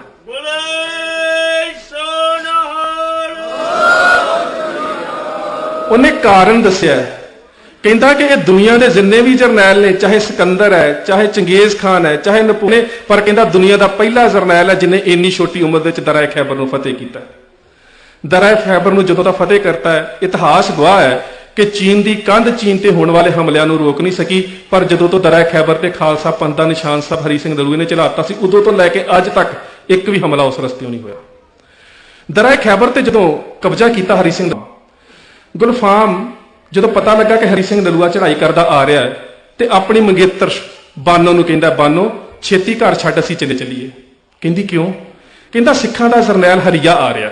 ਹਰੀ ਸਿੰਘ ਨਲੂਏ ਨੂੰ ਹਰੀਆ ਕਿਹਾ ਜਾਂਦਾ ਸੀ। ਸਿੱਖਾਂ ਦਾ ਜਰਨੈਲ ਹਰੀਆ ਆ ਰਿਹਾ ਹਮਲਾ ਕਰਨ ਵਾਸਤੇ। ਕਹਿੰਦੀ ਗੁਲਫਾਮ, ਤੂੰ ਤੇ ਮੈਨੂੰ ਕਹਿੰਦਾ ਸੀ ਮੈਂ ਬਹੁਤ ਬਹਾਦਰ ਹਾਂ, ਕਿਹੜਾ ਜਰਨੈਲ ਆ ਗਿਆ ਤੂੰ ਕਹਿ ਰਿਹਾ ਕਿ ਛੇਤੀ ਘਰ ਚੋਂ ਭੱਜ, ਅਸੀਂ ਲੁਕ ਚੱਲੀਏ ਕਿਤੇ? ਕਹਿੰਦਾ ਨਹੀਂ, ਉਸ ਜਰਨੈਲ ਤੇ ਅੱਗੇ ਅਸੀਂ ਨਹੀਂ ਟਿਕ ਚੁੱਕੇ, ਅਸੀਂ ਉਹਦੇ ਸਾਹਮਣੇ ਨਹੀਂ ਟਿਕ ਸਕਾਂਗੇ, ਚੱਲ ਛੇਤੀ ਚੱਲ ਕਿਤੇ ਲੁਕ ਚੱਲੀਏ। ਇੱਕ ਪਹਾੜੀ ਕੰਧਰ 'ਚ ਜਾ ਕੇ ਲੁਕਦਾ ਹੈ। ਸਰਦਾਰ ਪੂਰਨ ਸਿੰਘ ਹੁਣਾਂ ਨੇ ਇਸ ਗਾਥਾ ਨੂੰ ਬੜਾ ਸੁੰਦਰ ਬਿਆਨ ਕੀਤਾ ਆਪਣੀ ਕਿਤਾਬ ਦੇ ਵਿੱਚ। ਪਹਾੜੀ ਕੰਧਰ ਦੇ ਵਿੱਚ ਲੁਕੀ ਹੋਈ ਉਸ ਜਰਨੈਲ ਦੀ ਮੰਗੇਤਰ ਬਾਨੋ ਤੇ ਜਰਨੈਲ ਗੁਲਫਾਮ ਖਾਨ ਆਪਸ 'ਚ ਛੋਟੀ ਹੁੰਦੀ ਸੋਚਦੀ ਸੀ ਕਿ ਮੈਂ ਉਸ ਮਰਦ ਦੇ ਨਾਲ ਨਿਕਾਹ ਕਰਾਉਣਾ ਹੈ ਜਿਹੜਾ ਦੁਨੀਆ ਦਾ ਸਭ ਤੋਂ ਵੱਧ ਬਹਾਦਰ ਹੋਵੇ, ਕਿਉਂਕਿ ਪਠਾਣਾ ਦੀ ਬੜੀ ਸੋਹਣੀ ਬੱਚੀ ਸੀ। ਪਰ ਕਹਿੰਦੀ ਮੈਂ ਤੈਨੂੰ ਬੜਾ ਬਹਾਦਰ ਸਮਝਦੀ ਸੀ, ਪਰ ਕਹਿੰਦੀ ਮੈਨੂੰ ਸ਼ਰਮ ਆ ਰਹੀ ਹੈ ਕਿ ਤੂੰ ਵੀ ਇੱਕ ਜਰਨੈਲ ਤੋਂ ਡਰਦਾ ਹੋਇਆ ਪਹਾੜ ਦੀ ਕੰਧਰ 'ਚ ਲੁਕਿਆ ਬੈਠਾ। ਕਹਿੰਦਾ ਬਾਨੋ ਹੌਲੀ ਬੋਲ, ਹਰੀ ਸਿੰਘ ਨਲੂਆ ਨਾ ਸੁਣ ਲਵੇ, ਉਤੋਂ ਬਹੁਤ ਡਰ ਆਉਂਦਾ ਹੈ। ਕਹਿੰਦੀ ਫਿਰ ਮੈਂ ਤੇਰੇ ਨਾਲ ਨਿਕਾਹ ਨਹੀਂ ਕਰਨਾ, ਮੈਂ ਤਾਂ ਹਰੀ ਸਿੰਘ ਜੀ ਕਰ ਦਵੇ, ਪਰ ਮੈਂ ਅੱਜ ਇਹ ਵੇਖਣਾ ਹੈ ਕਿ ਆਪਣੇ ਆਪ ਨੂੰ ਪਠਾਣਾ ਦਾ ਸਭ ਤੋਂ ਵੱਡਾ ਜਰਨੈਲ ਕਹਿਣ ਵਾਲਾ ਗੁਲਫਾਮ ਖਾਨ, ਜਿਸ ਪਠਾਨ ਹਰੀ ਸਿੰਘ ਨਲੂਏ ਤੋਂ ਡਰਦਾ, ਮੈਂ ਵੇਖਣਾ ਕਿ ਉਹ ਪਠਾਨ ਕਿਹੜਾ ਹੈ। ਆਪਣੇ ਮੰਗੇਤਰ ਦੀ ਬਾਂਹ ਛਡਾ ਕੇ ਉਸ ਸ਼ਮਿਆਨੇ ਦੇ ਵਿੱਚ ਗਈ ਜਿੱਥੇ ਕੌਮ ਦਾ ਜਰਨੈਲ ਹਰੀ ਸਿੰਘ ਨਲੂਆ ਬੈਠਾ ਸੀ। ਸਾਹਮਣੇ ਜਾ ਕੇ ਖੜ ਗਈ। ਕੌਮ ਦਾ ਜਰਨੈਲ ਨਿਤਨੇਮ ਕਰ ਰਿਹਾ ਸੀ, ਅੱਖਾਂ ਬੰਦ ਸੀ। ਨਿਤਨੇਮ ਕਰਨ ਤੋਂ ਬਾਅਦ ਨਿਤ ਨੇ ਕਿਹਾ, ਆ ਬੇਟਾ ਕਿਸ ਕੰਮ ਵਾਸਤੇ ਆਈ ਹੈ? ਉਸ ਪਠਾਨ ਦੀ ਬੱਚੀ ਨੇ ਪਹਿਲਾ ਸਵਾਲ ਕੀਤਾ, ਤੁਸੀਂ ਕੌਣ ਹੋ? ਹਰੀ ਸਿੰਘ ਨਲੂਏ ਨੇ ਜਵਾਬ ਦਿੱਤਾ, ਬੇਟਾ ਅਸੀਂ ਗੁਰੂ ਨਾਨਕ ਨੂੰ ਮੰਨਣ ਵਾਲੇ ਸਿੱਖ ਹਾਂ। ਉਸਨੇ ਦੂਜਾ ਸਵਾਲ ਕੀਤਾ, ਤੁਸੀਂ ਸਾਡੇ ਘਰ ਤੇ ਕਬਜ਼ਾ ਕਿਉਂ ਕੀਤਾ? ਕੌਮ ਦੇ ਜਰਨੈਲ ਨੇ ਜਵਾਬ ਦਿੱਤਾ, ਬੇਟਾ ਅਸੀਂ ਕਿਸੇ ਦੇ ਘਰ ਤੇ ਕਬਜ਼ਾ ਨਹੀਂ ਕੀਤਾ, ਨਾ ਹੀ ਸਾਡਾ। ਤੀਸਰਾ ਸਵਾਲ, ਕਹਿੰਦੀ ਕਿ ਤੂੰ ਇੰਨਾ ਬਹਾਦਰ, ਇੰਨਾ ਸੋਹਣਾ, ਇੰਨਾ ਦਲੇਰ ਹੈ, ਮੈਂ ਚਾਹੁੰਦੀ ਹਾਂ ਮੇਰੀ ਕੁੱਖ ਚੋਂ ਤੇਰੇ ਵਰਗਾ ਪੁੱਤਰ ਜਨਮ ਲਵੇ। ਕੌਮ ਦੇ ਜਰਨੈਲ ਦਾ ਜਵਾਬ ਹੈ, ਇਹ ਬੇਟਾ ਆਪਣੇ ਖੁਦਾਵੰਦ ਕਰੀਮ ਦੇ ਅੱਗੇ ਅਰਦਾਸ ਕਰਿਆ ਕਰ, ਦੁਆ ਕਰਿਆ ਕਰ ਕਿ ਪੁੱਤਰ ਜਿਹੋ ਜਿਹਾ ਮਰਜ਼ੀ ਹੋਵੇ, ਚੰਗੇ ਇਖਲਾਕ ਦਾ ਮਾਲਕ ਹੋਵੇ। ਕਹਿੰਦੀ ਸਿੱਖਾਂ ਦਾ ਜਰਨੈਲ ਪੁੱਤਰ ਜਨਮ ਲਵੇ। ਹਰੀ ਸਿੰਘ ਨਲੂਏ ਨੇ ਸ਼ਮਸ਼ੀਰ ਨੂੰ ਬੇਮਿਆਨ ਕੀਤਾ, ਥੋੜਾ ਗੁੱਸੇ 'ਚ ਆ ਗਿਆ। ਕਹਿੰਦਾ ਇੱਥੋਂ ਬਾਹਰ ਨਿਕਲ ਜਾ, ਪਠਾਨ ਦੀ ਇਹ ਬੱਚੀ ਹੈ, ਤੂੰ ਇੱਕ ਸਿੱਖ ਕੌਮ ਦੇ ਜਰਨੈਲ ਦੇ ਇਖਲਾਕ ਨੂੰ ਪਰਖਣ ਵਾਸਤੇ ਆਈ ਹੈ, ਬਾਹਰ ਨਿਕਲ ਜਾ। ਬਾਹਰ ਜਾਂਦੀ ਹੈ ਪਠਾਨ ਦੀ ਬੱਚੀ ਪਠਾਨ ਬਾਨੋ, ਅੱਖਾਂ ਦੇ ਵਿੱਚ ਹੰਝੂ ਨੇ, ਇੱਕ ਵਾਰੀ ਪਿੱਛੇ ਮੁੜ ਕੇ ਵੇਖਦੀ ਹੈ, ਕਹਿੰਦੀ ਉਹ ਸਿੱਖਾਂ ਦਾ ਜਰਨੈਲ ਆ। ਮੈਂ ਸੁਣਿਆ ਸੀ ਆਪਣੇ ਵਡੇਰਿਆਂ ਦੇ ਕੋਲੋਂ ਕਿ ਗੁਰੂ ਨਾਨਕ ਦੀ ਬੱਚੀ ਗੁਰੂ ਨਾਨਕ ਦੇ ਦਰ ਦੇ ਜਰਨੈਲ ਦੇ ਕੋਲੋਂ ਖਾਲੀ ਝੋਲੀ ਮੁੜ ਰਹੀ ਹੈ। ਕਹਿੰਦਾ ਬੇਟਾ ਠਹਿਰ ਜਾ। ਰੁਕ ਗਈ, ਨੇੜੇ ਪਈ ਇੱਕ ਚਾਦਰ ਨੂੰ ਉਹਦੇ ਸਿਰ ਤੇ ਰੱਖ ਕੇ ਕਹਿੰਦਾ ਬਾਨੋ, ਤੂੰ ਚਾਹੁੰਦੀ ਸੀ ਨਾ ਤੇਰੀ ਕੁੱਖ ਦੇ ਵਿੱਚੋਂ ਹਰੀ ਸਿੰਘ ਨਲੂਏ ਵਰਗਾ ਜਰਨੈਲ ਜਨਮ ਲਵੇ, ਅੱਜ ਤੋਂ ਤੂੰ ਮੇਰੀ ਧਰਮ ਦੀ ਮਾਤਾ ਹਰੀ ਸਿੰਘ ਨਲੂਆ ਹੀ ਤੇਰਾ ਪੁੱਤਰ ਹੈ। ਇੰਨਾ ਵੱਡਾ ਅਖਲਾਕ ਜਿਹੜਾ ਅਸੀਂ ਯੁੱਧ ਦੇ ਦੌਰਾਨ ਵੀ ਸਿਰਜਿਆ, ਇਸ ਨਾਰ ਦਾ ਸਿਖਰ ਸੀ ਕਿ ਅਸੀਂ ਮੈਦਾਨੇ ਜੰਗ ਦੇ ਵਿੱਚ ਦੁਸ਼ਮਣ ਦੀ ਔਰਤ ਦਾ ਸਤਿਕਾਰ ਵੀ ਕਰਦੇ ਹਾਂ। ਸਾਡੀਆਂ 4 ਲੜਾਈਆਂ ਨੂੰ ਨਾਸਰ ਖਾਨ ਦੇ ਇੱਕ ਉਸਤਾਦ ਕਲਾਤ ਸ਼ਹਿਰ ਦੇ ਰਹਿਣ ਵਾਲੇ ਕਾਜ਼ੀ ਨੂਰ ਮੁਹੰਮਦ ਨੇ ਲਿਖਿਆ।